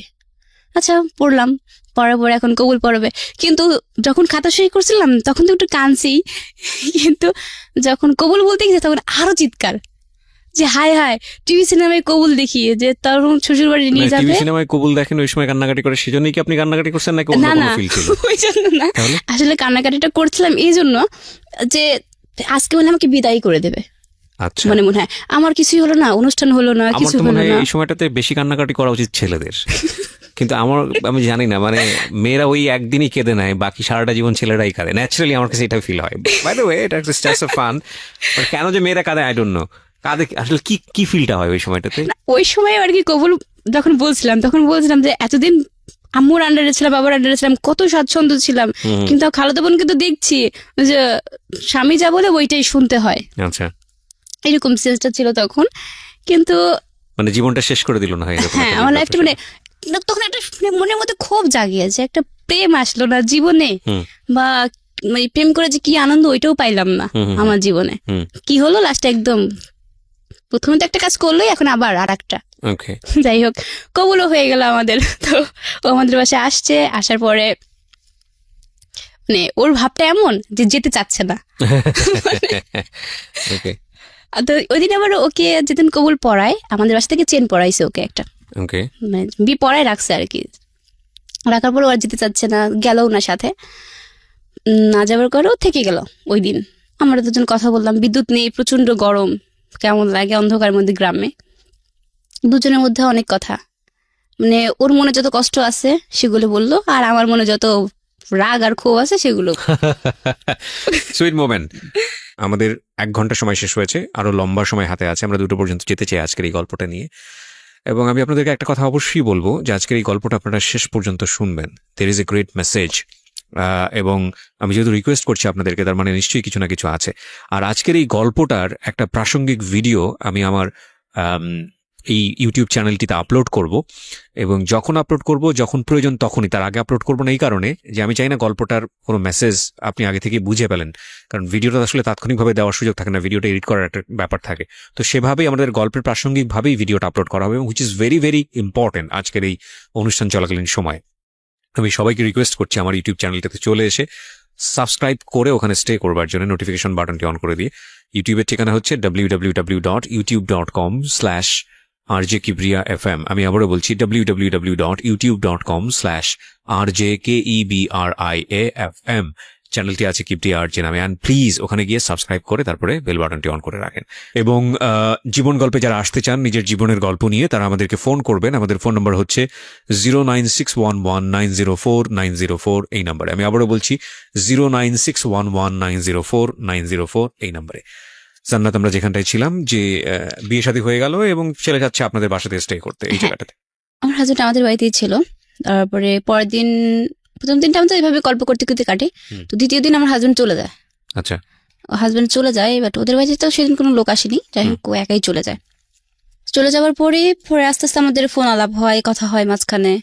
আমার এসএসসি এক্সামও শুরু হয়ে গেল, এসএসসি পরীক্ষা দিলাম। তখন এসএসসি পরীক্ষা শুরু হওয়ার পরে এক পর্যায়ে দেখা গেল যে শেষের দিকেই, মানে শেষ হয়েছে, তো তার মাঝখানে কথা বলছে যে আমাকে তুলে নেবে। দীর্ঘ 9 মাস এখানে চলে গেছে মাঝখানে, জি 9 মাস।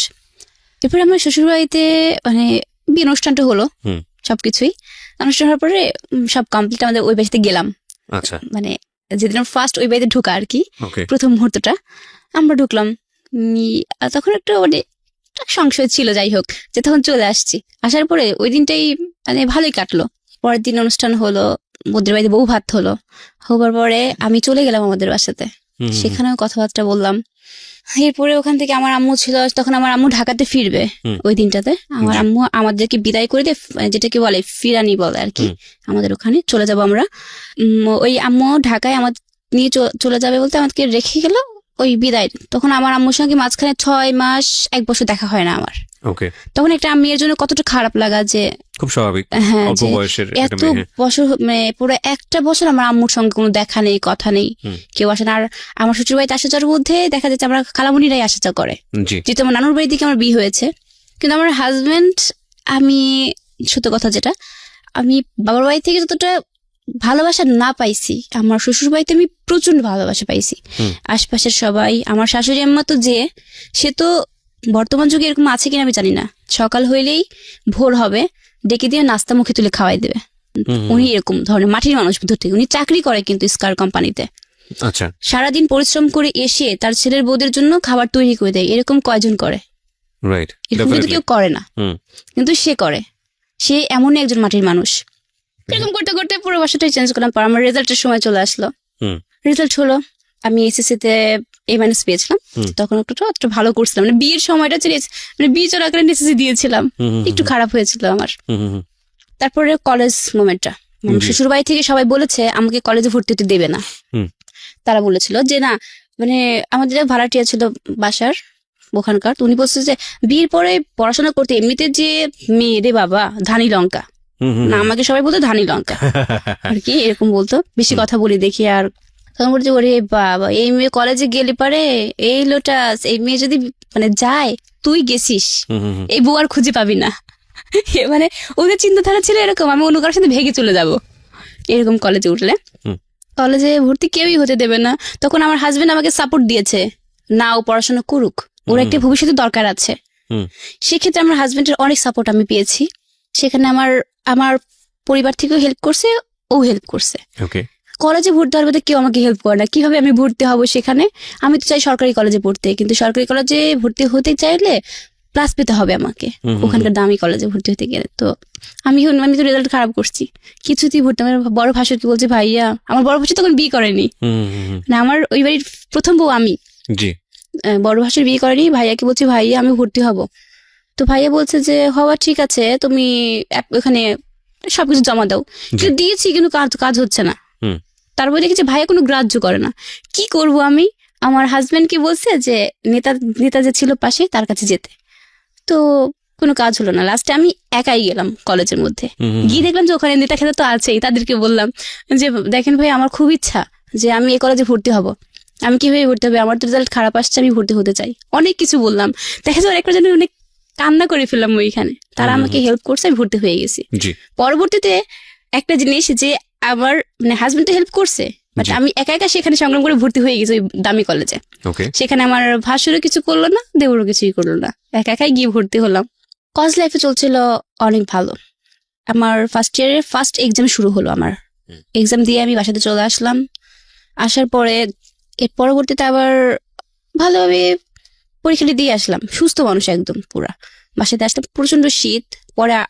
পরের দিন এরকম করতে করতে লাস্ট পর্যায়ে 6টা পরীক্ষা হয়। শেষের পরীক্ষার দিন আমার পরীক্ষা, এয়ারচেঞ্জ পরীক্ষা শেষ হওয়ার পরে লাস্ট দিন বাসায় চলে আসলাম। আসার পরে শুয়ে আছি, আমি ঘুমিয়ে। আমার পাশে হাজবেন্ড ছিল, মানে যে কোনো একটা টেনশনে দুজনের মধ্যে কাজ করছে, মানে ওর মনের কথাগুলো বলছে আর আমি সেগুলো শুনছি। কিন্তু আমার প্রচন্ড সেদিন মাথা ঘুরছিল। ঘোরার পরে আর দুজনের সাথে কথা বলতে একটু মন মালিন্য হয়েছে। পরে আমার হাজবেন্ড চলে গেছে, বাসাতে কেউ নেই, আমি একা ছিলাম সেদিন। শীতের মধ্যে কম্বল গায়ে দিয়ে শুয়ে আছি। ও তো চলে গেছে, যাবার আমি ঘুমিয়ে আছি। ঘুম থেকে ওটা হঠাৎ ঘুমের 1 ঘন্টা পরে দেখছি যে আমার প্রচন্ড মাথা ঘুরছে, কিন্তু কেন মাথা ঘুরছে আমি বুঝতে পারছি না কিছু। বিয়ের কত বছর পরের ঘটনা এটা? বিয়ের 2 বছর পর। বিয়ের 2 বছর পরে। ওকে। তারপরে মাথার এত পরিমাণ ঘুরছে আমার, কিন্তু কেন ঘুরছে কিছুই বুঝতে পারছি না। তারপরে আমি উঠলাম। না কিছু একটা ইন্টারাপ্ট করছিলেন আপনি, বলেন, সমস্যা নাই। আমাকে বলছে ও। আচ্ছা আচ্ছা। তারপরে ঘুম থেকে উঠে দাঁড়িয়েছে আর কি, মানে এত পরিমাণ মাথা ঘুরছে যে কিছুই বলতে পারছি না আমি।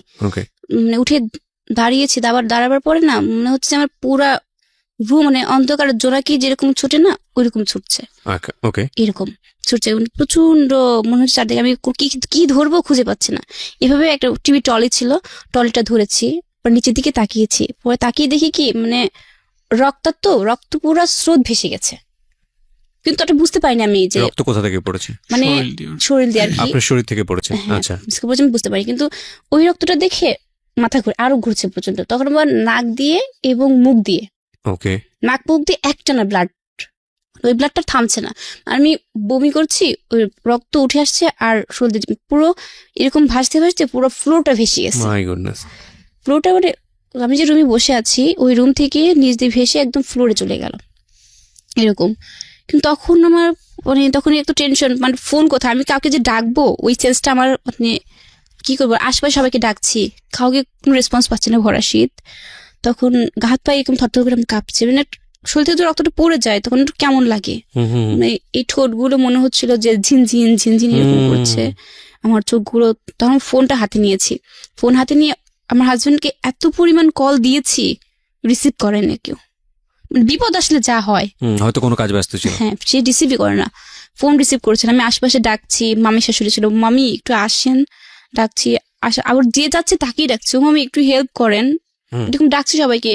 এক পর্যায়ে ডাকতে ডাকতে দেখা যাচ্ছে তখন আর পারছি না, তখন আমি ওখানেই সেন্সলেস হয়ে পড়ে গেছি। পড়ে যাওয়ার পরে একদম মানে ফুপি উঠছে, যেরকম আমার সেন্সটা ঠিকই আছে কিন্তু এরকম ফুপি উঠছে পুরো। ব্লাড বের হয়ে শুধু সাদা ফেনা বেড়া আসছিল। আচ্ছা, আপনি কখন? আমি যখন ও আমাকে ফোন দিছে আমি দেখলাম যে ফোনটা 4 বার উঠে আছে। তো আমি তখন কাজ করতেছি, দোকানে বসে কাজ করতেছি, করতে করতে ইতিমধ্যে আমার মামা মানে বাসায় নামাজ পড়ে ঢুকছে। জি। আমার রুম আটকানো, ওকে আবার সবাই ফলো রাখে। তো রুমের দরজাটা এই রুমের যেই খুলছে এখন দেখে ব্লাড পুরো ফ্লোর দিয়ে ভেসে যাচ্ছে, মানে একটা গরু কাটলেও ওরকম ব্লাড নাই। তো যাওয়ার পর দৌড় মামা ওখানে না ঢুকে দৌড় আমার দোকানের পর চলে গেছে। তো আমি ওরকম দেখে আমার ওরকম সম্পূর্ণ ফালাতে আমি দৌড় মারতে আসে, আমি দেখে মানে আমি ওখানে হ্যাং হয়ে গেছি, কি এটা, মানে আমি ধরে সামনে তাড়াতাড়ি ধরেছি, লোকজন আমাকে বলতে ধরিস না, মানে সারা জায়গায় ওদের দাঁড়াইছে, মানে দাঁড়ায় আলমারি ছিল, ওই আলমারিতে 2 হাতে সাপ, মনে হচ্ছে কেউ যেন এসে মারি হয়ে গেছে এখানে গলার এখানে পুরা স্পট। আমি পুরা সেন্সলেস হয়ে গেছি, কি অবস্থা। ওরকম আমার এক মামা আসলো, মামা আসে কোলে করে অমনি নিয়ে মানে আশপাশে সবার সেন্সটা হাসপাতালে হ্যাঁ, মানে সেন্সটা এরকম ছিল যে একদিকে তো আমি ওই ব্লু কালারের একটা ড্রেস পরেছিলাম, ওড়না পেঁচানো ছিল, তো ব্লু কালার তো রক্ত পড়ছে, তো সেখানে ব্লু রংটা তো উঠবেই, তো সেই রংটা এখানে ছাপ বসে গেছে। মানে ধরে নিয়েছে আপনাকে কেউ জবাই করে ফেলেছে। এরকমও চিন্তা ভাবনা করছে কি, কারণ প্রথম সেন্সটা ওইরকম হয়েছে, তার পরবর্তীতে আবার কেউ চিন্তা করছে যে আমার হাজবেন্ড হয়তো আমাকে মেরে ঘরের মধ্যে রেখে গেছে, আশপাশের গ্রাম ছড়ায় গেছে, সবাই বলতেছে যে লোটাস মারছে। তো আমি বলছি আমি তো মারি নাই, আমি যেরকম নিয়ে যাই, নিয়ে যে মানে বাসার কেউ ওই ব্লাডটা যে ধুবে সেটা ধুচ্ছে না, অলরেডি মানে প্রশাসনিক ফোন দিবে। তাই আমি কোথাও ফোন দেওয়ার দরকার নাই, মানে পুলিশকে জানা। তা আমি বললাম কাউকে করার দরকার নাই, ও সেন্স নেই, একদম সেন্স নেই, ওকে অমনি কোলে করে নিয়ে মানে লাইফে তো এরকম মানে কখনো এরকম নিয়ে যে হসপিটালে নিয়ে গেলাম। তো ওই মুহূর্তে ব্লাডের গ্রুপ জানা নাই আমার ওর। দেখেন গল্পটা কোথায় ছিল, কোথায় এসে দাঁড়িয়েছে এবং কোথায় যাচ্ছে সেটাও আপনার জন্য অকল্পনীয়। শুধু একটাই কথা, ধৈর্য ধরে প্লিজ শেষ পর্যন্ত আপনারা শুনবেন। আমরা ছোট্ট একটা বিরতি নেবার আগে আপনাদেরকে আবারও বলছি, এই গল্পের খুবই গুরুত্বপূর্ণ একটা ভিডিও পার্ট যারা আজকে এখানে গেস্ট হিসেবে আছেন তাদেরকে আমরা উপস্থাপন করবো আমাদের ইউটিউব চ্যানেলে। আমার ইউটিউব চ্যানেলটিতে গেলে আপনি সেখানে তাদেরকে দেখতে পাবেন। তার আগে আপনাকে সাবস্ক্রাইব করতে হবে। আমার ইউটিউবের ঠিকানা www.youtube.com/RJKebriafm, RJKEBRIAFM। চ্যানেলটিতে গিয়ে সাবস্ক্রাইব করে নোটিফিকেশন মানে ঘন্টা বাটনটা অন করে নেবেন। আমি কিছুক্ষণের মধ্যে হয়তো ভিডিওটা আপলোড করব। ঠিক আছে, তো তারপরে কি হলো লোটাস? হসপিটালে নিয়ে গেলাম। তো একটা মানুষের শরীরে যখন মানে 0 পয়েন্ট আসে তখন তার অবস্থা কি হতে পারে, তো ডাক্তার বলতেছে ব্লাডের গ্রুপ বলেন। তো গ্রুপ তো আমার জানা নাই, পাশে ওর বাসারও কেউ নাই, শুধু আমি আমার মামারা। তো তখনও আমার বাসাতে জানানো হয়নি, মানে ওর সেন্স রয়েছে, ওভাবে সেন্স রয়েছে। আমি বলতে জানা তুমি কি তোমার ব্লাড গ্রুপ জানো? 3 বার বলছে হ্যাঁ বি পজিটিভ। যখন বলছে তখন সঙ্গে সঙ্গে ব্লাডের আর কোনো নাই। পরে নিয়ে ডাক্তার বলতেছে এই রোগীকে আমরা করতে পারবো না। মানে ডক্টরের ওখানে আমি তখন পাবনা সদরে ভর্তি ছিলাম, ওখান থেকে সরাসরি কোনো টেস্ট না করেই বলে ফেলছে ব্লাড ক্যান্সার। তার ব্লাড 3 ব্যাগ, যখন 2 ব্যাগ চলে গেছে শরীরে, ডাক্তার বলতে আরো 3 ব্যাগ দিতে হবে। তাই আমি বললাম আচ্ছা ব্লাডটা যে দিচ্ছেন আপনি পজিশনে দিচ্ছেন, কথা ব্লাডের শরীরে কিচ্ছু নাই, মানে মোট হচ্ছে 5 ব্যাগ দেওয়া হয়েছিল, তো আপনি বাঁচবে না। তো আমি দেখতেছি ওর যেভাবে শরীর দিয়ে মুখ দিয়ে নাক দিয়ে ব্লাড আসতেছে, আমার তো ওদিকে আমার পুরো সেন্স কাজ করতেছে না। তো তখন ওকে আমি বললাম, ডাক্তার বললেন ঠিক আছে আপনি ব্লাডই করেন। 2 ব্যাগ ব্লাড নিয়ে করে দিল, সঙ্গে বললো রাজশাহীতে নিয়ে যান। রাজশাহী নিয়ে গেলাম, রাজশাহী নিয়ে যায় বিভিন্ন রকম টেস্ট। আমার তো তখন মাথা খেয়াল, আমার একটাই খেয়াল যে শুধু আমি ওকে বাঁচাবো, আমার কিচ্ছু দরকার নাই। ডাক্তার বলতেছে টেস্ট করান, রাজশাহীতে দিচ্ছে। মানে এমন অবস্থাটা হয়েছে রাজশাহীতেও যে শুধু টেস্টের পর টেস্ট, মুখ দিয়ে ডক্টর এসে আমার সঙ্গে কথা বলছে, ডক্টরের মানে পায়ের উপরই মানে মুখ দিয়ে ব্লাড চলে আসছে, কিন্তু ডক্টর বলছে কিছু বুঝতে পারছে না কেন রোগটা আসছে। টেস্ট করতে করতে মানে আমার পুরো হাত আর হাত নেই, মানে এরকম পুরো ফুলে গেছে 2 হাতটা। আর আমি তো খাবার খাই না প্রায় অনেক দিন যাবত, স্যালাইনের উপরেই যাচ্ছে। তো আমি ডাক্তারকে বলতেছি আচ্ছা আপনারা যে এই টেস্ট দিচ্ছেন আমি সবই মানতেছি, কিন্তু আমার রোগীর তো কোনো রকম আমি পাচ্ছি না যে ওর ব্লাড উঠতেইছে। আপনারা এত মানে না হলে যে ডাক্তার আসছে প্রতিদিনে, না হলে ডাক্তার ঘুরে 100 থেকে 120 জন ঘুরবে, আসতে যাচ্ছে, আমার রোগীর কোনো আমি পাচ্ছি না। তো ডাক্তারের সঙ্গে এক মুখে আমার ঝামেলা লেগে গেল। তো আমার যে খালু শ্বশুর ছিল, তাকে নিয়ে গেছিলাম। সে বললো ওটা তুমি চুপ থাকো। তো মাথা ঠান্ডা করে আমি বললাম মাথা ঠান্ডা আমার আসতেছে না। তখন ডাক্তার বলতেছে যে ওষুধ খান, যখনই ব্লাড উঠতেছে তখনই ওষুধ দিচ্ছে, অ্যান্টিবায়োটিক ওষুধ দিচ্ছে আর ইঞ্জেকশন দিচ্ছে। মানে কিছু দেরি সময় থাকার বন্ধ জন্য। থাকতেছে, কিছু সময় বন্ধ থাকতেছে, বলে ঠিক হয়ে যাবে। তো যাই হোক, এক প্রকার ব্লাডটা একটু বন্ধ হলো। 7 দিনের মাথায় ওকে আমি নিয়ে পাবনা আসলাম।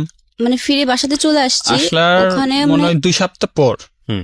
2 সপ্তাহ পর আমি আবার ওকে রেখে গেছি। ও তখন একটু ভালো কথা বলতেছে। মানে আবার কলেজে গেছি, আবার কলেজ থেকে রেজাল্ট আসছে। জানার জন্য যে আমি ফর্ম ফিল আপ করতে পারবো কিনা, হুম। মানে এই ধরনের আর কি। ইন্টার পরীক্ষার ফাইনাল। হ্যাঁ হ্যাঁ, Okay. তখন তো আমি গিয়েছি, বাট মনে ওর রেজাল্ট হয়েছে কিন্তু আমি সেখানে বলছে যে হ্যাঁ এগ্রিড পেয়েছি, হুম। মানে স্যার বলেছে।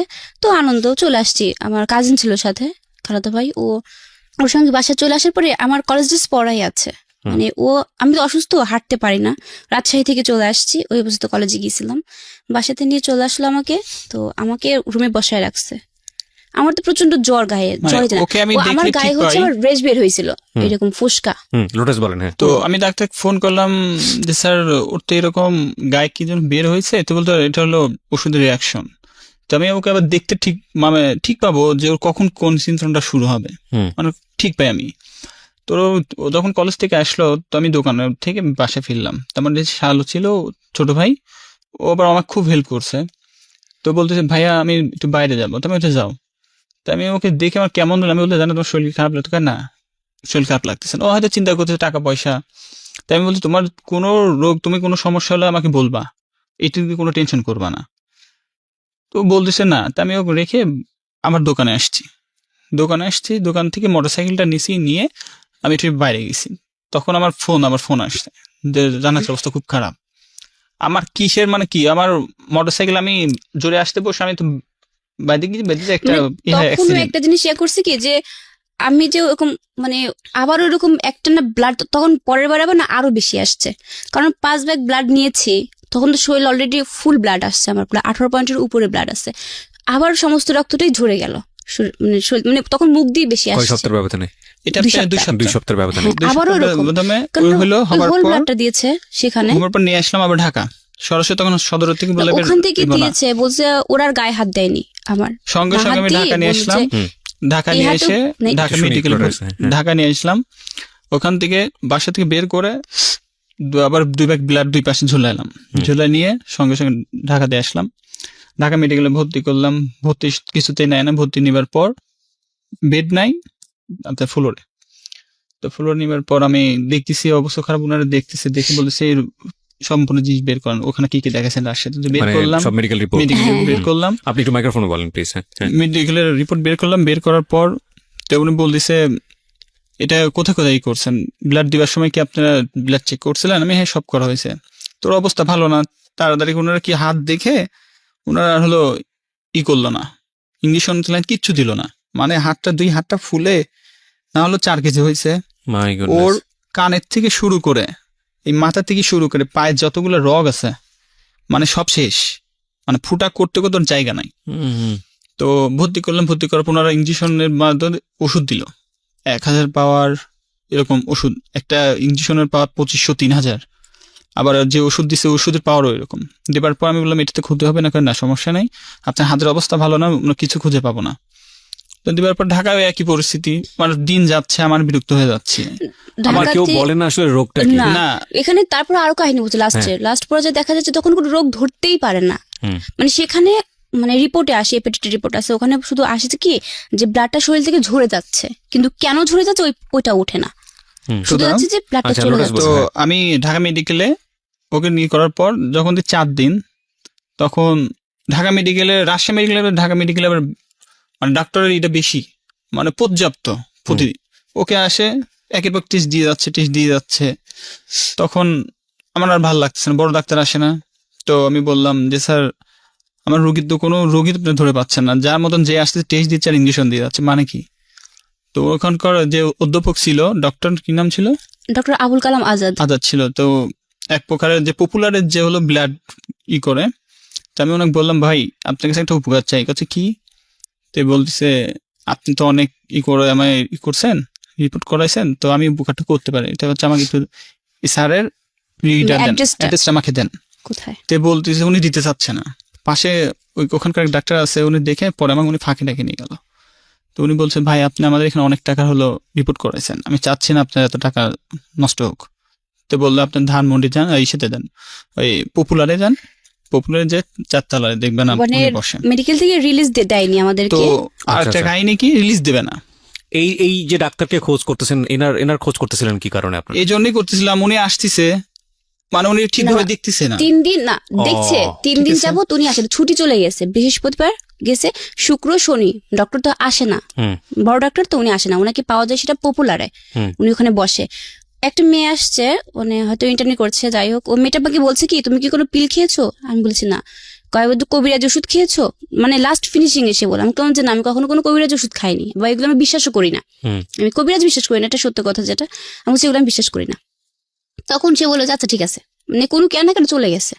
সে আবার বলে আলটা করো, আলটা অলরেডি 3 বার করছি, কোনো কিছুই না, আবার পরে ওকে, তারপরে কি তারপর করলেন ওকে আপনি? আমি রাখলাম, রেখে তো আমি আমার ছোট ভাই যেটি ছিল, ওর খালাতো ভাই, তো ওকে নিয়ে বুদ্ধি করছি যে কি করা যায়, এখন তো কোনো উপায় নাই, আর যত রাখবো অলরেডি আমার ঢাকা মেডিকেলে অনেক টাকা করে ফেলছে, তো আমি এখানে রাখলে দেখছি আরো ক্ষতি হয়ে যাবে। তো গেলাম ওখানে, যে তো বলে উনি দেবে না। তাই বললাম দেখুন আমার আমার রুগী মরে যাক, আমি বনসই করবো এখানে, আমি ইন্ডিয়া নিয়ে যাব। তাও দিবে না। তার 1 ঘন্টা পর আমি আবার গেছি, যাওয়ার পর তো আমি বলছি আমাকে দিতে হবে, আমার রুগীর আপনারা কোনো রোগ ধরতে পারতেছেন না। ঢাকা মেডিকেলে? হ্যাঁ, তো এক প্রকার আমার সাথে ওখানে অনেক কথাবার্তা, আমি বললাম, উনি বলতে স্টেম কিনে নিয়ে আসেন। তাই আমি বললাম আচ্ছা স্টেম নিয়ে আসতেছি। মানে স্টেম তাদের নিয়ে কথা এসে কি ছিল যে এখানে যাবার পরে যে রোগীর যদি কোনো মানে খারাপ অবস্থা হয় তার জন্য মেডিকেল কোনো দায়ী থাকবে না, ঢাকা মেডিকেল কোনো দায়ী নেই? হ্যাঁ থাকবে না, কথা বলেছে তারা ওখানে। কিন্তু তবুও তো রিলিজ দেবে না, তাদের কথা যেন মুখ দিয়ে ব্লাড আসতেছে, কোনো রিলিজ দেবে না তারা বলেছে। মানে সিচুয়েশন ভালো না হওয়া পর্যন্ত রিলিজ দিবেন। হ্যাঁ। ওকে, তো তারপর? তারপর আমি গেলাম, দিল করে নিয়ে ওই মুহূর্তেই, মানে 3টার সময় আমাকে ছাড়ছে, 5টার সময় ওই যে পপুলারের যে লোক মানুষটা এসে আমাদের রিপোর্ট নিত, উনি কি বললাম ভাই আমাকে হেল্প করেন, একটু রিপোর্ট দিয়ে দেন, একটা সিরিয়াল দিয়ে দেন। তো ভাই সিরিয়াল যান, আপনি যান, 41 নম্বর সিরিয়াল আছে। গেলাম, সঙ্গে সঙ্গে গিয়ে রিলিজ করে নিয়ে যে ওখানে গেলাম, যে তো সবচেয়ে আগে আমাকে ডাক দিল। 2টা রোগীর পর দেখার পর তো উনি দেখে বলছে কি তোমরা মেডিকেল থেকে চলে আসলা কেন? তো আমি বললাম স্যার আমার রোগীর তো কোনো আমি পাচ্ছি না স্যার, আপনার ওখানে নাই, আমার রোগী কেমনে হয়ে যাচ্ছে, আর শুধু রিপোর্ট দিকে দেখো রোগ ধরা না পড়লে তোমাকে তো টেস্ট দিবেন, তারপর স্যার একটা লিমিট থাকতে হবে, আনলিমিটে গেলে তো হবে না। তো বলতেছে আচ্ছা ঠিক আছে আসতো ভালো। তো উনি এবার এন্ডোস্কোপি দিল, এন্ডোস্কোপি দিল, না না এন্ডোস্কোপি উনি দাঁড়াও। দেয়নি। তো না উনি দিয়েছিলেন এন্ডোস্কোপি, এন্ডোস্কোপি বা যে কোনো একটা করলাম। টেস্ট, আমার হ্যাঁ। একদম এক্স্যাক্টলি মেডিকেল টার্ম দরকার নেই। হ্যাঁ, তো দেওয়ার পর আমি বললাম আচ্ছা স্যার ঠিক আছে। তো উনি প্রথমে টেস্ট করলো এই নাকের এখানে বলছে এই রক্তটা ওই দিক দিয়ে শরীর দিয়ে পড়তেছে। আমি বললাম স্যার আমার মনে আছে, আমি বললাম স্যার বিয়াদবি মাপ নেবেন, ঠিক আছে বলো। আমি বললাম স্যার আমার মনের ভিতর বলতেছে আপনি যে রোগটা বলতেন এটা না। তো কাছে তুমি তো ডাক্তার, তাহলে তুমি মানে কেন করবা? ডক্টরের একটা সেন্স ছিল কি যে আমার ব্রেনে কোনো মানে নার্ভটা হবে কোনো একটা কিছু হয়েছে। হ্যাঁ হ্যাঁ এরকম, এই জন্য রক্তটা আসছে, ডক্টরের এই চিন্তাটা ছিল। তো যখন আমি বললাম তাই বলতেছে তুমি কি মনে করো? আমি বললাম স্যার আপনি একটু কাইন্ডলি একটু ভালোভাবে দেখলে ভালো হবে। তো নাকের জন্য তো নাক সারা যদি ফিরে যায় তাহলে তো ব্লাড মুখ দিয়ে যায়, শরীর দিয়েও পড়বে না, বা শুধু আর যদি বুঙি হয় তার সঙ্গে খাবার চলে আসবে, শুধু ব্লাডই আসে। তো বলতেছে আমাকে তখন বলতে তাহলে এক কাজ করো, আমি এগুলো ওষুধগুলো দিলাম তুমি নাও। তো ওষুধ নিয়ে যাবার পর শুধু ওষুধ খাচ্ছে, তার 1 মাস যাবার পর ওর সিমটম শুরু। ও যখনই বলছে আমার নাক থেকে গন্ধ আসতেছে তখন আমি বুঝেছি মনে হয় আর রেহাই নাই। আবার ব্লাড আসতেছে। হ্যাঁ, আবার ব্লাড আসা ও শুরু করে। বমি করছে, ফোন দিলাম, স্যার বললো মানে ওষুধ ওই খাওয়াই দাও। ডক্টরের মেডিসিন খাবার পরে 1 মাস যাবত আমি ফুল ভালো ছিলাম, তো মানে মেন কথা একদম পুরোই মানে সুস্থ। কিসের জন্য ভালো ছিল এটাও বলি, ওকে যেসব পাওয়ারে ইঞ্জেকশন পুশ করা হতো হুম। আর যেসব ওষুধ দিছিল আর একটা ইঞ্জেকশন দিছিল, হুম। ওই ইঞ্জেকশনটা যখন আমাকে বলতো যখন বুঙে আসবে ইঞ্জেকশনটা ভেঙে হুম। পানির মধ্যে গুলে কুলি করে ফালাই দিবা। হুম। তো 1 মাস যাবার পর তো আমি শান্তি থাকতাম না, ব্যবসা করি সারাদিন ওকে নিয়ে টেনশন করতাম যে কখন কি হয় না হয়। হুম। তো 1 মাস যখন ফোন দিলাম স্যার এরকম তো মুখ দিয়ে ব্লাড আসছে, তো বলছে তুমি ঢাকা নিয়ে আসো। তো ঢাকায় নিয়ে আসো বললাম স্যার তাহলে কি করবো? তো বলে ওষুধটা খাওয়াও, 1 সপ্তাহ পর নিয়ে আসো। তার মানে 1 সপ্তাহ দূরে থাক, 2 দিনও যায়নি, আবার শরীর দিয়ে ওই রকম ব্লাড ভেসে মুখ দিয়ে আবার একই অবস্থা। হুম। সদরে আবার নিয়ে গেলাম, সদরে নিয়ে যে আবার ব্লাড পুশ করে নিয়ে হুম। অ্যাম্বুলেন্স ভাড়া করে আবার ঢাকা আসলাম। হুম। ঢাকা আসার পর স্যারকে বললাম, স্যার আবার ওষুধ লিখে দিয়ে আবার করলো। তো তখন আবার আম্মা ছিল ঢাকাতে। মানে আমার আম্মু ছিল আর কি তখন। তো বলতিছে যে আর আমি কাউকে দেখাবো না। ঢাকার শহরে কত জায়গা আছে দেখুন, ওনার সঙ্গে হাঁটতেছি। মিডনভার থেকে শুরু করে এমন কোনো বড় জায়গায় আমি যাইনি। মিডনভায় গেলাম, এমন ডাক্তার যে মনে হয় তাকে যদি মারতে পারতাম। ওনার ভিজিট 1200 টাকা। মানে উনি যে ডাক্তার, মানে একটা রুগীকে একটা কথা বললে কিন্তু একটা রুগী কিন্তু এমনিতে ভালো হয়ে যায়। তো আমার শাশুড়িও আছে আমার সঙ্গে, আরো কয়েকটা পেশেন্টও আছে। তো 2টা পেশেন্ট বের হয়ে গেলে, একটা পেশেন্ট আমার সঙ্গে রয়েছে। তো বলতেছে আপনার কাগজপাতি বের করেন। আমি বের করলাম, উনি ঘোষকে বললো যে এগুলো টেস্ট করে নিয়ে আসেন।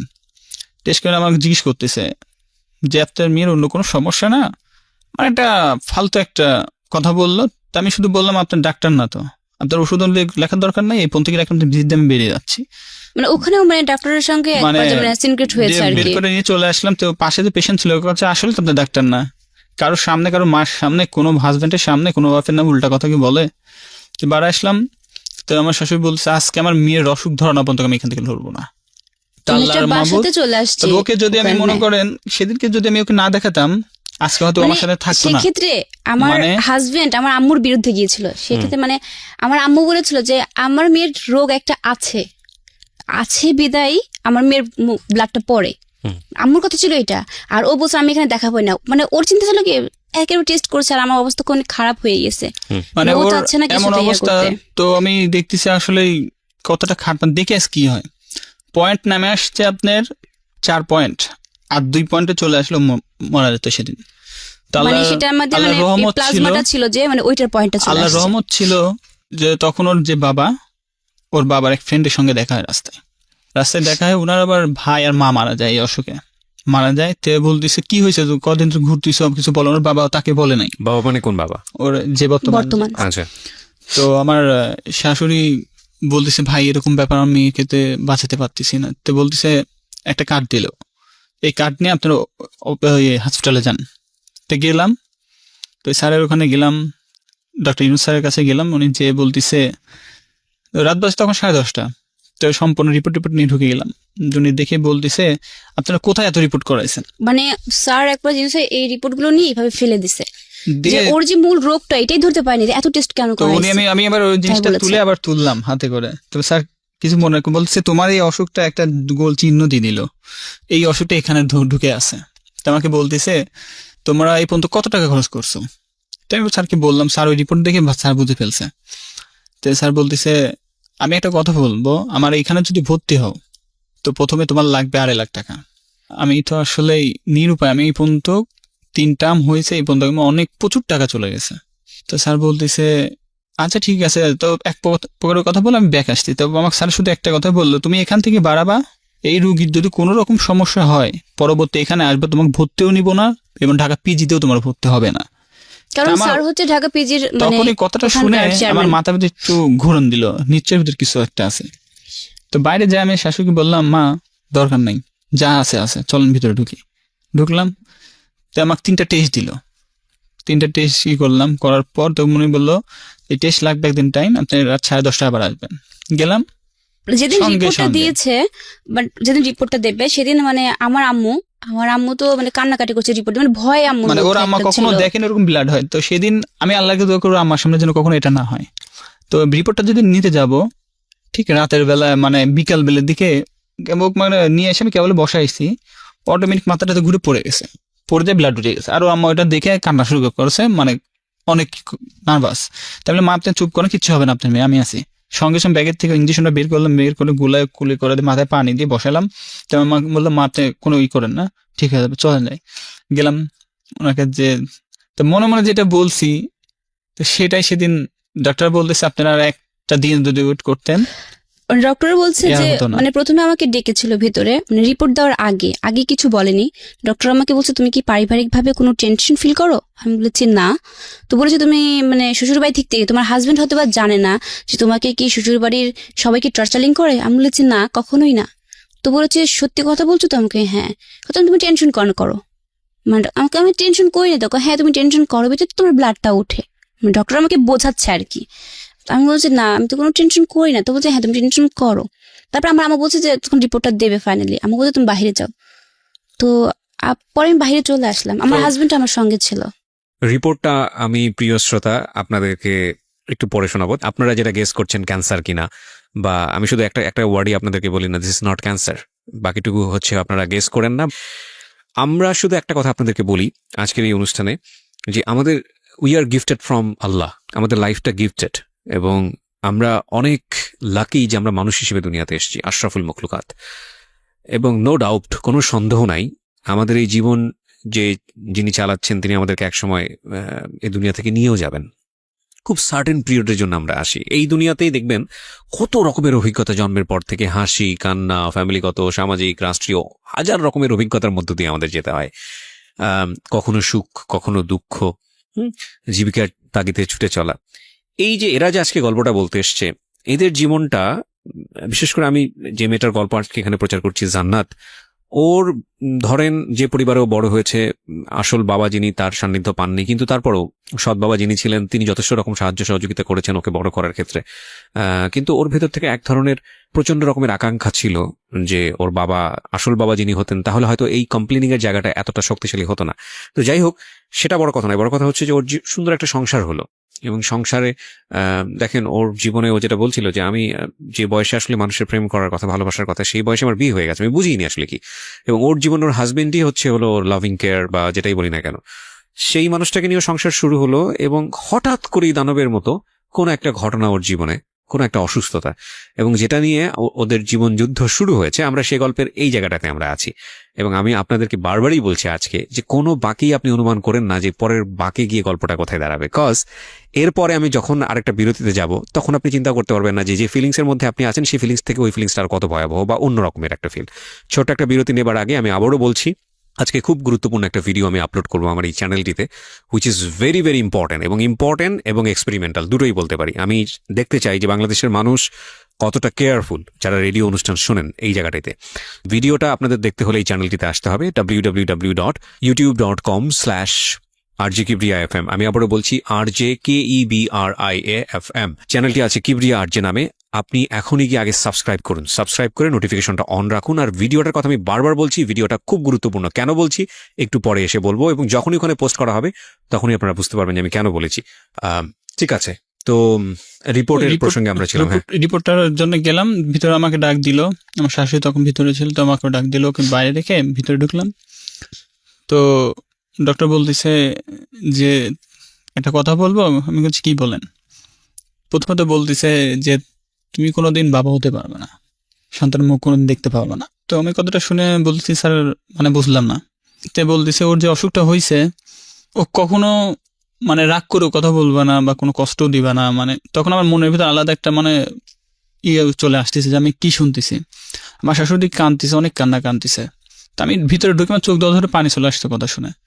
তো আমি বলতেছি স্যার তার মানে তোর কোনো বড় কোনো সমস্যা, ঠিক আছে, তুমি ধৈর্য হারাবে না, আল্লাহ হয়তো ভালো করবে। তো বলতেছে স্যার কি সমস্যা বলেন আমাকে। তো বলছে ওর যে অসুখটা হয়েছে ওই অসুখটা কোনোদিনও ভালো হবে না, ও যতদিন বেঁচে থাকবে ততদিন এই বিলাট দিয়ে বেঁচে থাকতে হবে। আর যদি কখনো কষ্ট তো দিবাই না, কখনো চিন্তা করতে দিবে না, যদি চিন্তা করো কখনো যে কোনো মুহূর্তে আর যে কোনো স্মৃতিশোনও খারাপ হয়ে যেতে পারে। তো যার যদি আর একটা কথা, তুমি হাজবেন্ড তোমার শাশুড়ির সঙ্গে সবসময় নাও থাকতে পারে, তো তুমি যখন দেখবে ও বমি করতেছে, ব্লাড উঠতেছে, ওই ব্লাডটা যেন ঠেকে না যায়, বুকে আটকে না যায়। এটা আটকে গেলে কিন্তু ও বাঁচবে না। ওই কথা শুনে আমি বসলাম, আমি গা ঘামতেছে, তখন আমি স্যার বলতেছে তুমি বসো ওখানে। তো বসার পর আমি অনেকক্ষণ ঝিম ধরে থাকে, আমি বললাম নিজে উঠে এসে আমার মাথাটা লেগে দিয়ে বলতেছে অনেক ছোট গেলে এরকম আঘাত পাবা, এটা আঘাত কিছু না, আল্লাহকে দোয়া করো। তো ডাক্তার বুঝাই টুঝে আমাকে বলার পর আমি মাকে অনেকে করলো, মা টেনশন করেন না, আল্লাহ উপরে আল্লাহ আছে, নিশ্চয় বাধায় রাখবে। আসলাম, আমাকে ডেকেছে ডক্টর, মানে বলেছে যে এটা পেশেন্ট যে ওর এটা জানা প্রয়োজন, কারণ ও তো সংগ্রাম করবে সারাটা জীবন, তো ওকে ডাকেন। তো আব্বু বলছে না না ওর ডাকার প্রয়োজন নেই, আব্বু বলেছে না ও ছোট মানুষ, ও ডাকার প্রয়োজন নেই। তো আমি বলছি যে ঠিক আছে আমি যাই, দেখি কি বলে ফাইনালি ডক্টর। পরে ডক্টর আমাকে ডেকেছে, তো ডাকার পরে বলছে, উনি মা বলে আমাকে বলছে যে মা শোনো, তুমি তো কখনো মানে আমি কিসে পড়ি এসব জিজ্ঞেস করছে, তুমি কিসে পড়ো, তুমি বললাম তো বলছে টেনশন করবা না, আল্লাহ ভরসা, আল্লাহ আছেন। আমি তো বলছি স্যার আমার কি হয়েছে এটা একটু আমি জানতে চাচ্ছি। তো ডক্টর আমাকে বললো যে বোঝালো আর কি, আগে বোঝানোর পরে বলছে যে তুমি টেনশন করো না, তোমার রক্তের মানে মানুষের কয়েকটা কণিকা থাকে রক্তের, তোমার হচ্ছে 2টি কণিকার মানে পুরোই সেক্টরই বন্ধ হয়ে গেছে, মানে মানুষের একটা মেন কণিকা থাকে ফ্যাক্টর 9, এটাই বন্ধ হয়ে গেছে তোমার। মানে তখন মানে আমি একটু টেনশনে ছিলাম, বাট তখন মানে চিন্তা করলাম যে কণিকা ব্লক হয়েছে, এটার মানে কি বোঝাচ্ছে। পরে আমি ডক্টর মানে জানতে চাচ্ছি যে স্যার আমাকে একটু যদি এটার ডিটেলস একটু বলতেন তাহলে আমি বুঝতে পারতাম। আমি তাই বলেছি। তো ডক্টর আমাকে বলছে যে ভেঙে ভেঙে বোঝাচ্ছে যেটা কেন হয়, কি জন্য হয়, সবকিছুই বোঝাচ্ছে। তারপরে বললাম কোন যে ডাক্তার নাম কি ছিল? Doctor Yunus sir. Doctor Yunus. হ্যাঁ। কোথায় বসেন উনি? উনি যে ঢাকা গ্রিন ভিউ ক্লিনিক। ওকে, এখনো বসেন? হ্যাঁ, এখনো উনি আছে, ঢাকা আজকে কিবার আজকেও বসছে। ওকে, হ্যাঁ বলেন তারপর। তো ওদের ম্যামকে বলেছি আমি কি ভালো হতে পারবো কখনো, মানে এটা হচ্ছে যখন আমি ইন্টারে ছিলাম তখনকার কথা। আমি বলেছি যদি আল্লাহ যদি সহায় থাকে তাহলে তুমি নিশ্চয়ই হতে পারো, এটা বলেছে। Everything can happen. ইয়েস। তখন চিন্তা করলাম যে ডক্টর তো আমি বলেনি যে আমার ক্যান্সার হয়েছে, আমি কখনো ভালো হবো না, এটা তো বলেনি। ডক্টর আমাকে বলেছে যে হ্যাঁ আমি ভালো হবো। আমার আম্মু তো এত পরিমাণ চিৎকার করছে মনে হচ্ছে মরে গেছি, কিন্তু আমি সেখানে শক্ত হয়ে আছি যে আমার কিছুই হয়নি। আমার হাজবেন্ড কাঁদছে, আমার আম্মু কান্না করছে, সবাই কান্না করছে, বাট আমি স্ট্রং হয়ে আছি। মানে আমার একটা জিনিস কি যে আমি কখনো ভেঙে পড়ি নাই, কখনো ভেঙে পড়িনি। আমি খালি চিন্তা করছি যে আমি যদি ভেঙে পড়ি আমার আম্মু মনে 2 মিনিটও বাঁচবে না, তাহলে এটা চিন্তাটা করছি। তবু শক্ত হয়ে আছি যে তার সঙ্গে কথা বলছি ডক্টরের সঙ্গে। আমি তাকে বলছি যে আমি কিভাবে বাঁচবো, আমাকে এই সলিউশনটা দেন, মানে ইজিলি বলছি। তো ডক্টর আমি যেটা কিন্তু বলেছিলাম আপনাদেরকে একটু আগে যে it is not cancer. Cancer হলেও এখানে একটা সার্ভাইভ করার একটা ব্যাপার থাকে, কিন্তু ওকে যে অসুখটার কথা বলছে ডাক্তার, এইখানে আসলে কোনো সলিউশন নাই। This is a very important point, but it is not the end of the story. আমরা আরো সামনের দিকে আগাবো। হ্যাঁ বলেন তারপর। তখন ডক্টর আমাকে বলছে যে তুমি প্রতি মাসে মাসে তোমাকে মানে ইনজেকশন যদি তুমি নাও তাহলে তুমি ভালো হতে পারো, আর যদি ব্লাড নাও সেক্ষেত্রে ভালো হতে পারো, এরকম তুমি ভালো থাকবে। হ্যাঁ, গ্যারান্টি দিতে পারছেন ডক্টর। কারণ আমি ওখানে থাকাকালীন একটা মেয়ে ঢাকা ইউনিভার্সিটিতে পড়তো আমার মতোই, বাট ও চোখের সামনেই জানটাও শেষ হয়ে গেছে। কি জন্য শেষ হয়েছে? ওর নিয়মিত ব্লাড ইনজেকশন পড়েনি, যার জন্য মানে শেষ প্রান্তে এসে ও জানটা শেষ হয়ে গেছে। ডক্টর বলেছে আমাকে যে আমার এই রোগটা নাকি জন্ম থেকে, মানে জেনেটিক। হ্যাঁ, কিন্তু আমার মায়ের ছিল না, আমার বাবার ছিল না, তার কোনো পরিবার আমি কাউকে খুঁজে পাইনি। হয়তো 14 পুরুষের মধ্যে কারো এই রোগটাও কাউকে খুঁজে পাইনি। তো ডক্টর বলছে এই রোগটা সাধারণত ছেলেদের হয়ে থাকে, কিন্তু সেখানে তুমি মেয়ে, এই জন্য একটু ক্রিটিক্যাল বেশি, কিন্তু যত্নে থাকো তাহলে ঠিক হয়ে যেতে পারে। ডক্টর কথা বেরিয়ে নিলাম আমি, যে না ডক্টর যেহেতু আশ্বাস দিয়েছে ভালো হতে পারি, তাহলে আমি ভালো হতে পারি। সেই আশ্বাসই বেঁচে আছে এখনো। কান্নাকাটি করবো, আমি বের হয়ে আসলাম। আমার শাশুড়ি অনেক রকম বুঝালো, বাবা দেখো আমরা কখনো এটা জানতাম না।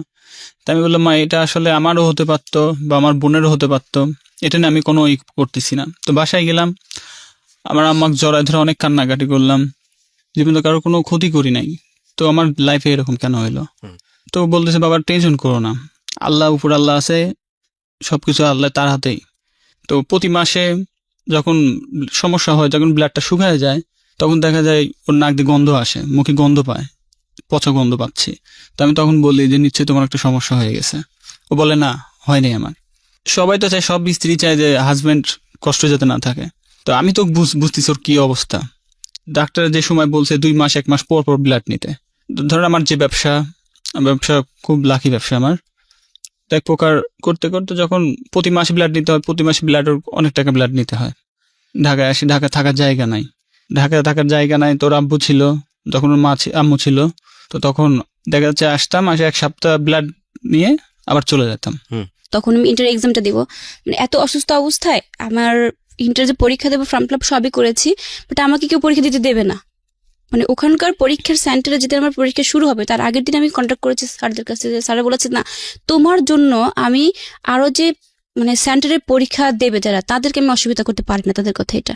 এটাও ঠিক আছে স্যার, একটা যে আমার মুখ দিয়ে ব্লাড উঠবে, বাকি যারা এক্সাম দিচ্ছে তারা ভয় পেয়ে যাবে, মানে আমার জন্য তাদের রেজাল্টও খারাপ হবে। আচ্ছা, মানে ডক্টরের চিন্তা, মানে ডক্টর তো বলেছে যখন তখন উঠতে পারে, ওই চিন্তাধারায় আমার স্যাররা বলেছে যে পরীক্ষা দিতে দেবেই না। আচ্ছা, তারপর সেক্ষেত্রে আমি বলছি স্যার আমি কথা দিচ্ছি যে আমি এখানে কোনো কিছু করবো না, আমার যদি খারাপ লাগে আমি সেক্ষেত্রে বাইরে চলে যাবো, কিন্তু আমাকে পরীক্ষা দেওয়ার সুযোগটা দিয়ে দিন। পরে স্যার আমার কথায় মতো ঠিক আছে, তুমি যখন ভরসা দিচ্ছ আমি তোমার কথা পরীক্ষা দিতে দিব। তখন আমার সেন্টার পড়ছে যেখানে, ওখানে আমার মানে শ্বশুরবাড়ির পরিবার থেকে কেউ পরীক্ষা দিতে দেবে না, আমার আম্মু বলেছে দেবে না পরীক্ষা দিতে, আমি তবুও বলছি না আমি ইন্টার পরীক্ষা দিবই এই অবস্থাতে। তখন আমার হাতে কেলনা পড়ানো ছিল। আচ্ছা, ওই অবস্থাতে আমি পরীক্ষা দিতে গিয়েছি, মানে সেক্ষেত্রে আমার হাজবেন্ড বলেছে যে নিচে একজন থাকবে, তুমি উপরে পরীক্ষা দিবা, কিন্তু ভিতরে কাউকে অ্যালাউ করে না। তবু আমি পরীক্ষা দেওয়া শেষে চলে আসছি। তখন আমি এই কথাটা এই জন্য বলছি যে ওর সিচুয়েশন হয় হুম।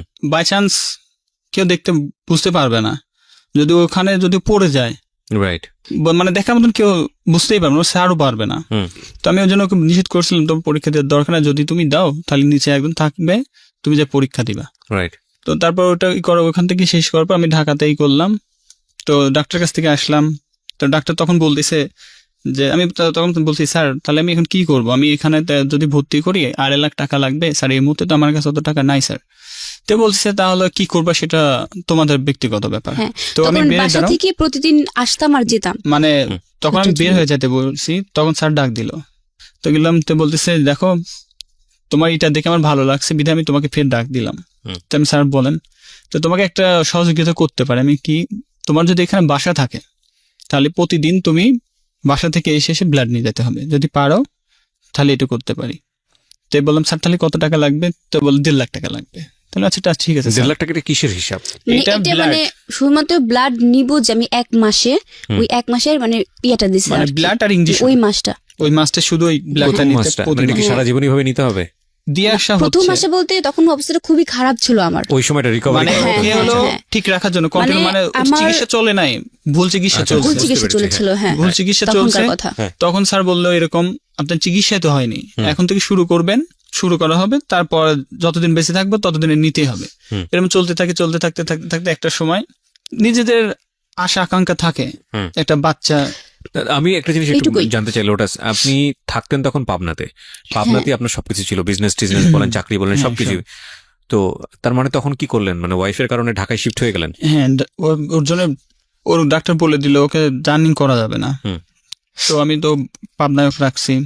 তোর আম্মু দেখতেছে আমার মেয়ের জন্য, ওর আম্মু ওকে এতটাই ভালোবাসতো যা কল্প করা যেত না। আর আমার শাশুড়ি ছিল মাটির মতন একটা মানুষ ছিল, ওরকম মানুষ হবে না।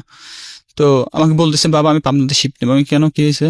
বলতেছে যে ও তো এরকম জার্নি করতে, আমি মেয়েকে দেখতেও পারবো না, আমি মেয়েকে দেখাশোনার লোকও ইয়ে থাকবে না। আমার আম্মা থাকে না, আম্মা অফিসে থাকে, আমি চাকরি ব্যবসার কাজে বাইরে বাইরে থাকি। তাই বললাম মা আচ্ছা ঠিক আছে ভালো, আপনি চলে আসেন। তো শিফট নিল পাবনাতে।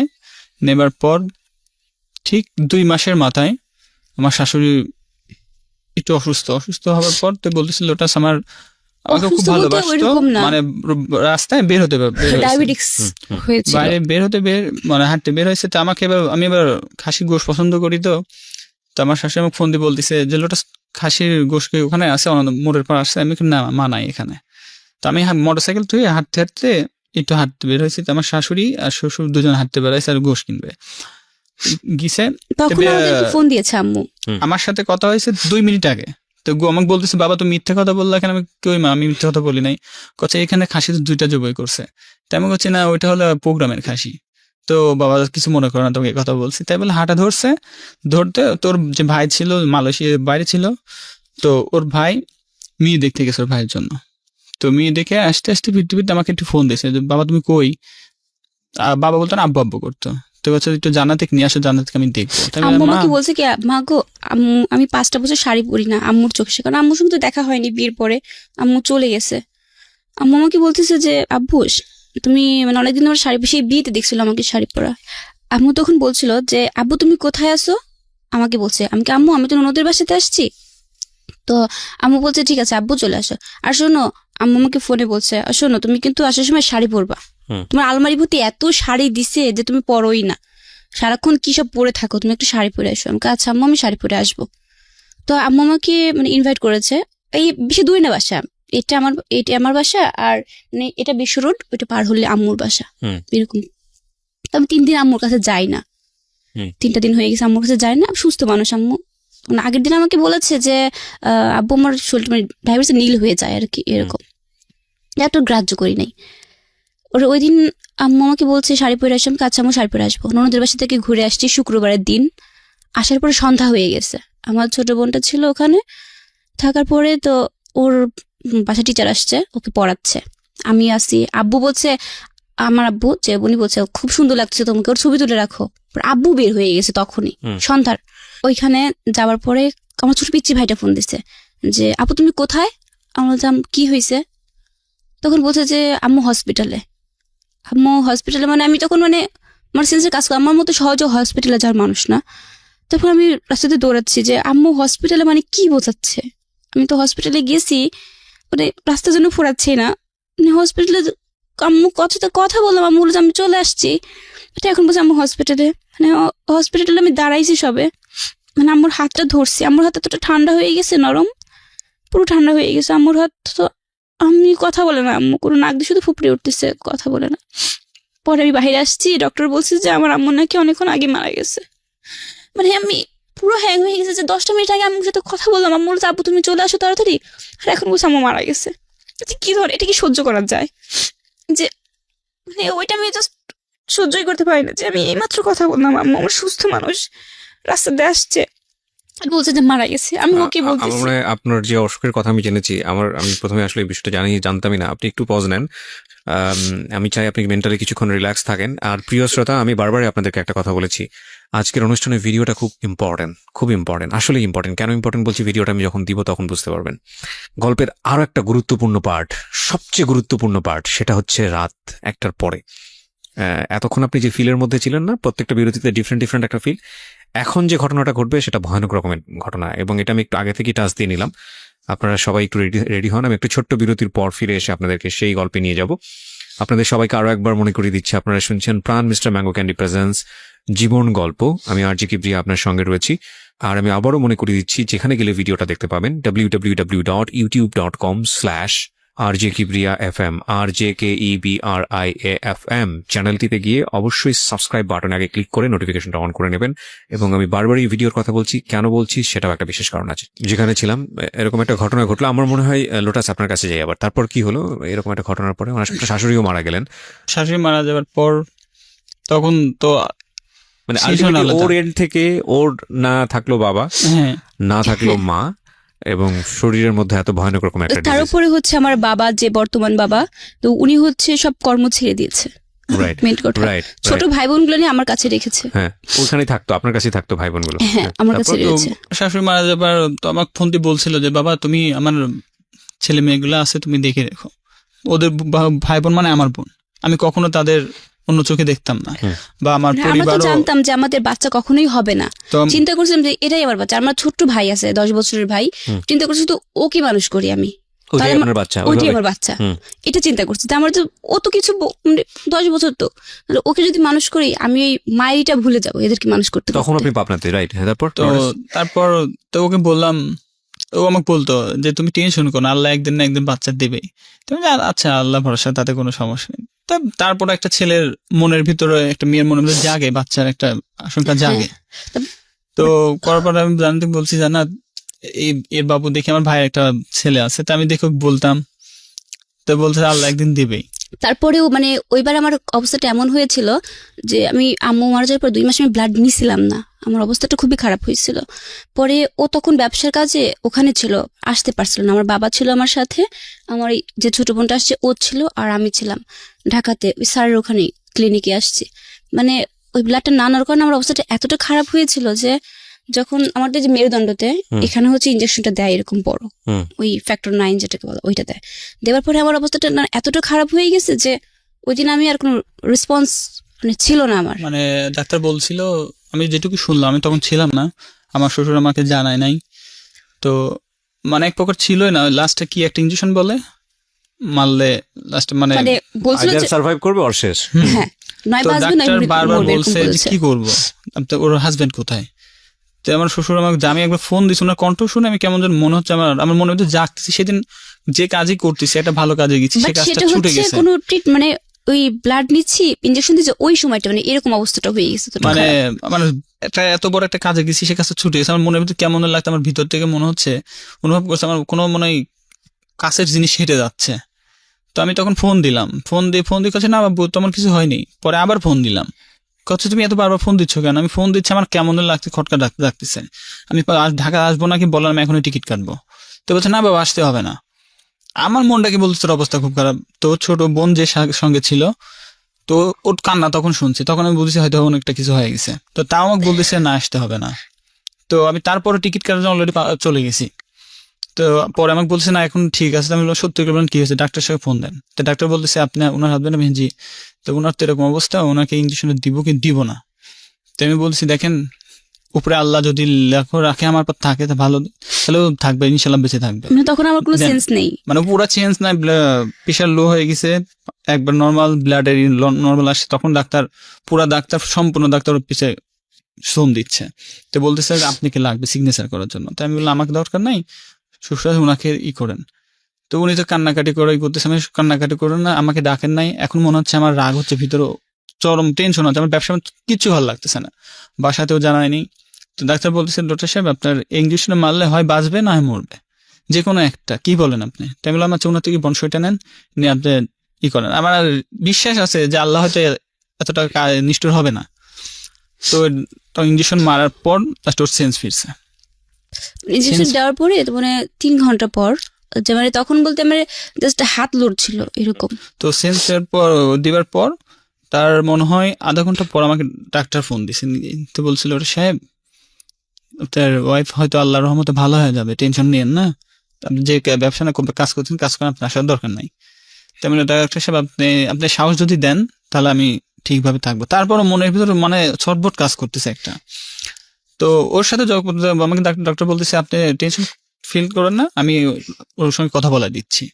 তো ওর সঙ্গে যখন কথা বলাই দিল তখনকার মনে হলো যে না ও ঠিক আছে। মানে এমন একটা পরিস্থিতির শিকার ভিতর পড়ছিলাম, মানে কাছে না থাকলে আসলে ওই জিনিসটা বোঝা যেত না।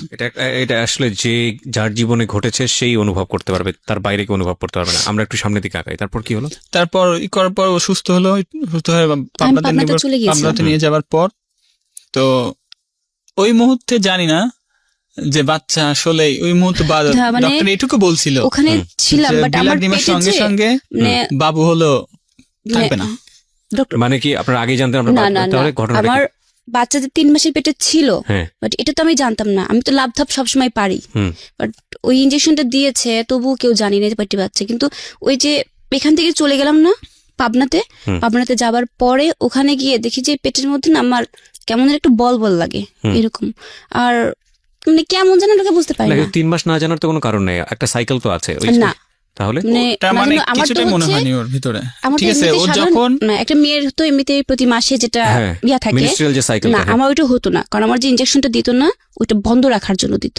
আমার 5 মাস দেখা যাচ্ছে যে 8 মাস এটা যাতে মেনস্ট্রুয়েশনটা না হয় এটা বন্ধ করে দিত ডক্টর। আচ্ছা আচ্ছা, যাতে ব্লাডের ক্ষতিটা না, ব্লাডটা যাতে না, কারণ আমার তো ব্লাড থাকে না গায়ে। আপনি বুঝতে পারেন এই বিষয়টা আসলে কি দাঁড়াচ্ছে। তো পুরো blood তারপর ছিল। জানলেন কিভাবে? তো ওর মাথা বলতেছে আমার মাথাটা ঘুরতেছে, পড়ে যাবো। তো অটোমেটিক পড়ে গেছে। তো আমি সঙ্গে সঙ্গে মাথায় একটু পানি টানি দিয়ে মানে ই বাচ্চা করাইছি। আসার পর মানে আমার গায়ে হিমোগ্লোবিনটা সব দিক থেকে কমে গেছে একদম। তো ডক্টর মানে আমার আত্মীয় আমি তাও বলি নাই কাউকে যে আমি কনসেপ্ট করছি, তো তেমনি শিওর ছিলাম না। তো আমি ওরা কেউ বিশ্বাস করে না। আমার শাশুড়ি আমার তো বলতো যে ভাওতামা করে, আশপাশের লোকজন বলতো কি এর সব অভিনয়, এগুলো কিছুই না, সেটা পেটে বাচ্চা, এরকম কথা। পরে আমি বাসাতে বেবি স্টিক নিয়ে টেস্ট করেছি, দেখেছি যে না আমি কনসেপ্ট করেছি, পজিটিভ। ইয়েস। তখন আমার 3 মাস। এটা কি ইনজেকশনটা দেওয়ার আগে না পরে? না, পরে না মানে বাচ্চা থাকা অবস্থায় ইনজেকশনটা দিয়েছে। আচ্ছা, কিন্তু তখন তো পরে উনি কিছু না, বাচ্চাটা পেটে ছিল। তখন কি জানতেন আপনারা? না, তখন জানতাম না, কেউই জানতাম না। মানে জানতো না। না, ডাক্তার নিজেও জানে না, ডাক্তার তো শিওর জানে যে মানে ব্লাড যখনই দিবা হবে সঙ্গে সঙ্গে বাচ্চা নষ্ট হয়ে যাবে। সেটা তো অন্য হিসাব, কিন্তু ডাক্তার তো জানার উচিত যে ডাক্তার বাচ্চা আছে পেটে। কল্পনা করতে পারেনি উনি। মানে যখন আমি ঢাকা আবার পরবর্তী যখন পাঠাইছি যে তুমি ঢাকায় এখনই যাও, ইমিডিয়েটলি যাও, তো আমার মানে যখনই শুনছি যে এই অবস্থা, আমার তখন মানে শুনলেন কার কাছ থেকে বাচ্চার ব্যাপারে? ওই তখন বলতেছে যে স্টিক দেখে বলছেন পজিটিভ, পজিটিভ। তারপরে কনফার্ম করার জন্য গাইনি ডক্টরের পরামর্শ নিয়ে তো দেখার পর আলোচনা করে ছাড়া কনফার্ম করা যায় না। তো আমি শোনার পর মানে আমার ভিতরে এতটা আনন্দ লাগতেছে, এত নীল লাগতেছে, বাসাকে তাও কাউকে বলি নাই। কিন্তু আল্লাহ কি করে, এই কথাটা শোনার পরে আমার আত্মীয়স্বজন যেটা, আমি আত্মীয়স্বজনের জায়গাটায় যেতেই চাচ্ছি না, আমি আপনাদের ফাইটটাই রাখতে চাই। একটা যেটা হচ্ছে যে এটা কি আসলো মানে পজিটিভ আসলো, মানে ইনজেকশনটা দেওয়ার পরেও সেটা ঠিক ছিল। মানে আমি নিজেই মানে আশ্চর্য যে আল্লাহ কি করলো, আল্লাহ কি খেলা এটা। তো ওকে পাঠালাম তাড়াতাড়ি ডাক্তারের কাছে, তুমি যাও ওখানে যাও, টাকা দিয়ে যাও। তো ওখান থেকে ফোন দিলে বললো এখন টাকা লাগবে 1 লাখ। আমি ওখান থেকে টাকা পাঠালাম, পরে ও এসে সম্পূর্ণ বিষয়টাও জানে। তুমি বলো। হ্যাঁ, কি হলো তারপরে? তারপরে হচ্ছে ওখান থেকে মানে ডক্টর বলেছিল যে আমি যখন হচ্ছে 6 মাস মানে বাচ্চা পেটে থাকা অবস্থায়, যে 6 মাস যখন হবে তখন হচ্ছে পেটে থাকা অবস্থায় যদি ইনজেকশনটা নেই, তাহলে ডক্টর বলেছিল যে যাতে বাচ্চারই রোগটা না হয়, মানে এটা যদি নিলে পারে হয়তো বা না হতে পারে, মানে এই এই জন্য রোগটা যাতে বাচ্চার ভিতরে না আসে না আসে সেজন্য সেজন্য আপনাকে এই ফ্যাক্টর ইনজেকশনটা 9 নিতে বলেছিল, হ্যাঁ। এটা 5টা। 5টা ইনজেকশন। হ্যাঁ, তখন হচ্ছে আমি নিয়েছি, যেন আশাছিলাম হয়তো বা হবে না। তো ডক্টর বলেছে একটা কথা, যে মেয়ে যদি হতো তাহলে সেক্ষেত্রে মেয়ের কোনো সমস্যা হতো না, আচ্ছা, যদি ছেলে হয় তাহলে তাহলে হলেও হতে সেক্ষেত্রে পারে। ছেলে হলেও হতে পারে, ডক্টর তাই বলেছিল। তবে সেক্ষেত্রে 5টা ইনজেকশন নিলাম। এখানে একটা জিনিস খেয়াল রাখবেন প্রিয় শ্রোতা, প্রথমে ডক্টর বলেছিল যে না বাচ্চা হওয়ার কোনো পসিবিলিটি নাই, বাট এখানে একটা কথা আছে, ডক্টরাল সায়েন্সে ফিক্সড বলে কোনো কিছু নাই, এনিথিং ক্যান হ্যাপেন, এটা আমি বিলিভ Yes. করি, কজ সৃষ্টিকর্তা সবকিছু পারেন। হ্যাঁ বলেন তারপর। তখন হচ্ছে আমি ইনজেকশনটা নিলাম, কিন্তু ইনজেকশনটা দিতে হচ্ছে এই পিছন মেরুদণ্ডের মধ্যে। বন্যেরুতে? হ্যাঁ, ইয়েস। তখন ওখানে নিত, কিন্তু মানে একদিকে পেটে বাচ্চাটা, একদিকে ওটা নিতে যে কতটা কষ্ট হয়, মানে এটা শুধু যে নেই সেটা সেই বলছে। রাইট। যাই হোক, মানে কতটা যে কষ্ট, মানে একদিকে মনে হচ্ছিল যে আমার জানটা মনে হয় এখন বের হয়ে যাবে, আর একদিকে মনে হচ্ছিল আল্লাহ, মানে বাচ্চাটা যদি কিছু হয়ে যায় তখন মানে হয়তো বা আমি বাঁচবো কিনা জানি না, কিন্তু ও বেঁচে থাকে এরকম মনে হতো। কিন্তু আর একদিকে মনে হতো যে যদি রোগ হয় বাচ্চা তখন কি করব আমি, এরকম চিন্তাধারা সবকিছু ছিল। ইনজেকশনটা নিলেন আপনি? হ্যাঁ, ইনজেকশনটা নিলাম। নেওয়ার পরে কিছুদিন ওখানে হসপিটালে ছিলাম আর কি, একটু অসুস্থ ছিলাম তো তাই প্রতিদিন ট্রিটমেন্ট করতাম। তারপরে বাসাতে চলে গেলাম, পাবনাতে চলে গেছি। করতে করতে 7 মাস 8 মাস সেভাবে আস্তে আস্তে বেড়ে ওঠে আর কি। তখন কিন্তু 8 মাস যখন হলো না, তখন পেটে বাচ্চা থাকা অবস্থা আমার মুখ দিয়ে ব্লাড চলে আসছে। আচ্ছা, মুখ দিয়ে আবার আগের মতো, মানে অতটা না। এটা কি শুধু ফ্যাক্টর 9ই বলতো নাকি রোগের নামটা পাওয়া গেল ততদিনে? হ্যাঁ, তাদের রোগের নামটা পাওয়া গেছে, ক্রিসমাস ডিজিজ। Christmas disease? হ্যাঁ, এটা রোগের নাম, ডক্টর বলেছে ক্রিসমাস ডিজিজ। এটার রেশিওটা কেমন, মানে কতজন লোকের মধ্যে এটা হয়, কি রকম? এটা সাধারণত মেয়েদের ক্ষেত্রে খুবই কম। আচ্ছা, বাংলাদেশে সম্ভবত 4 থেকে 5 জন ডক্টর বলেছে এরকম পাওয়া গেছে মেয়েদেরকে, ছেলেদের পাওয়া যায় বাট। ক্রিসমাস ডিজিজ কেন নাম এটা, ক্রিসমাস কেন নাম সেটা জিজ্ঞেস করেননি আপনারা? না, নিজেরা জিজ্ঞেস সার্চ করেন, করেন? মানে সার্চ করে বলতে আমি ডক্টর বললাম স্যার এটা কি না, আমি বলছি মানে এই ওষুধটার ডক্টর নামই হচ্ছে এটা। বলেছে যে মানে এই রোগটার মানে শুধুমাত্র বইতে পাওয়া গেছে, মানে কিন্তু এটার কোনো সলিউশন দিতে পারেনি। আচ্ছা ঠিক আছে, ওনারা যেটা শুনেছেন সেটাই বলেছেন। Yes. আমি নিজেও স্টাডি করিনি বিষয়টার উপরে। যাই হোক, হ্যাঁ বলেন তারপর। তারপরে আমি চলে আসবে এরকম করতে করতে দেখা যাচ্ছে যে চলে আসছে 8 মাস, তখন মুখ দিয়ে ব্লাডটা চলে আসছে। তখন মানে একদিকে পেটের ব্যথা 8 মাসেই, তখনই আমার কয়েকদিন চলে গেল, কিন্তু একদিকে পানি শূন্যতা আমার শরীরে চলে আসছে অনেকটা। পরে সিজারিয়ান সময় মানে তখন পাবনাতে মানে 5 থেকে 7টা ডাক্তারের পায়ে ধরছে আমি সিজার করানোর জন্য, কেউ আমার রিস্ক নেয়নি ওখানে। মানে একদিকে ওইদিকে মুখ দিয়ে ব্লাড আসছে কয়েকদিন, প্রচন্ড ব্যথা, 8 মাস হাঁটতে পারতাম বাচ্চা? না, বাচ্চার পেটে। হ্যাঁ, তখন ওই 8 অবস্থায় মাস। সিজার করার কথা বলছেন? তখন মানে বাচ্চারা হার্টবিট সব কমে গেছে ভেতরে, ও আচ্ছা, যে কোনো ভাবে হোক মানে ওকে বের করে নিয়ে ওকে আসবে, বের করতে সার্ভাইভ হবে। করা। Yes. তখন মানে ওখানকার কেউ রিস্ক নেবে না। কত বড় বড় মানে গানি ডক্টরের কাছে গেছে, তারা বলছে যে না, যেহেতু আমার এই প্রবলেমটা আছে, আমার আসলে একটি কি কাটলে রক্ত বন্ধ হবে না, ওকে। শরীর কাটলে 4 ঘন্টা ধরে রক্ত- অপারেশন চালানো হয়েছে। ওখানে রক্ত বন্ধই হবে না, এজন্য কেউ রিস্ক নেয় না। ডক্টরের মানে কতবার গেছি এক এক ডক্টরের কাছে, বলে যে না তুমি ঢাকাতে চলে যাও। বাট ঢাকায় যদি আসি সেক্ষেত্রে যে মানে কি হতে পারে, একদিকে স্যারও নেই, স্যার আমেরিকাতে ছিল তখন, স্যার তো কোনো মানে ওটি করে না, স্যার তো হচ্ছে ব্লাড ক্যান্সার বিশেষজ্ঞ, এমনিতেই রাগ hematologist, করছে, এমনিতেই। লেগেছিল বাচ্চা নিমাতে। বাচ্চা নেওয়াতে রাগ করেছে? উনি এই বাচ্চা কারণ- কেন রাগ করে নিয়েছো? হ্যাঁ। বলেছে যে তুমি একটা জীবন, তুমি চাইবে তোমার সন্তানের কোনো কষ্ট হোক বা সে রোগে ভুগুক, ডক্টর তো সেটা চাইবে না। যাই হোক, তারপর কি হলো? যাই হোক, তারপরে ওই অবস্থাতে আমি ওখানে গেলাম, মানে একদিকে পেটের প্রচন্ড ব্যথা, ডক্টরে দেখাচ্ছি ওখানে গানি ডক্টর, তারা বলেছে তুমি ঢাকায় চলে যাও সরাসরি। কিন্তু ওই সময় আমাকে কে দেখবে, আমি ঢাকাতে যদি আসি এক বাবা ছাড়া কেউ নেই তো এখানে, আমার হাজবেন্ডের সেরকম অবস্থা নেই ঢাকাতে আসবে। But তখনও মানে ডক্টর বললাম যে আন্টি প্লিজ মানে হেল্প মি, আন্টি বলছে না আমি পারবো না,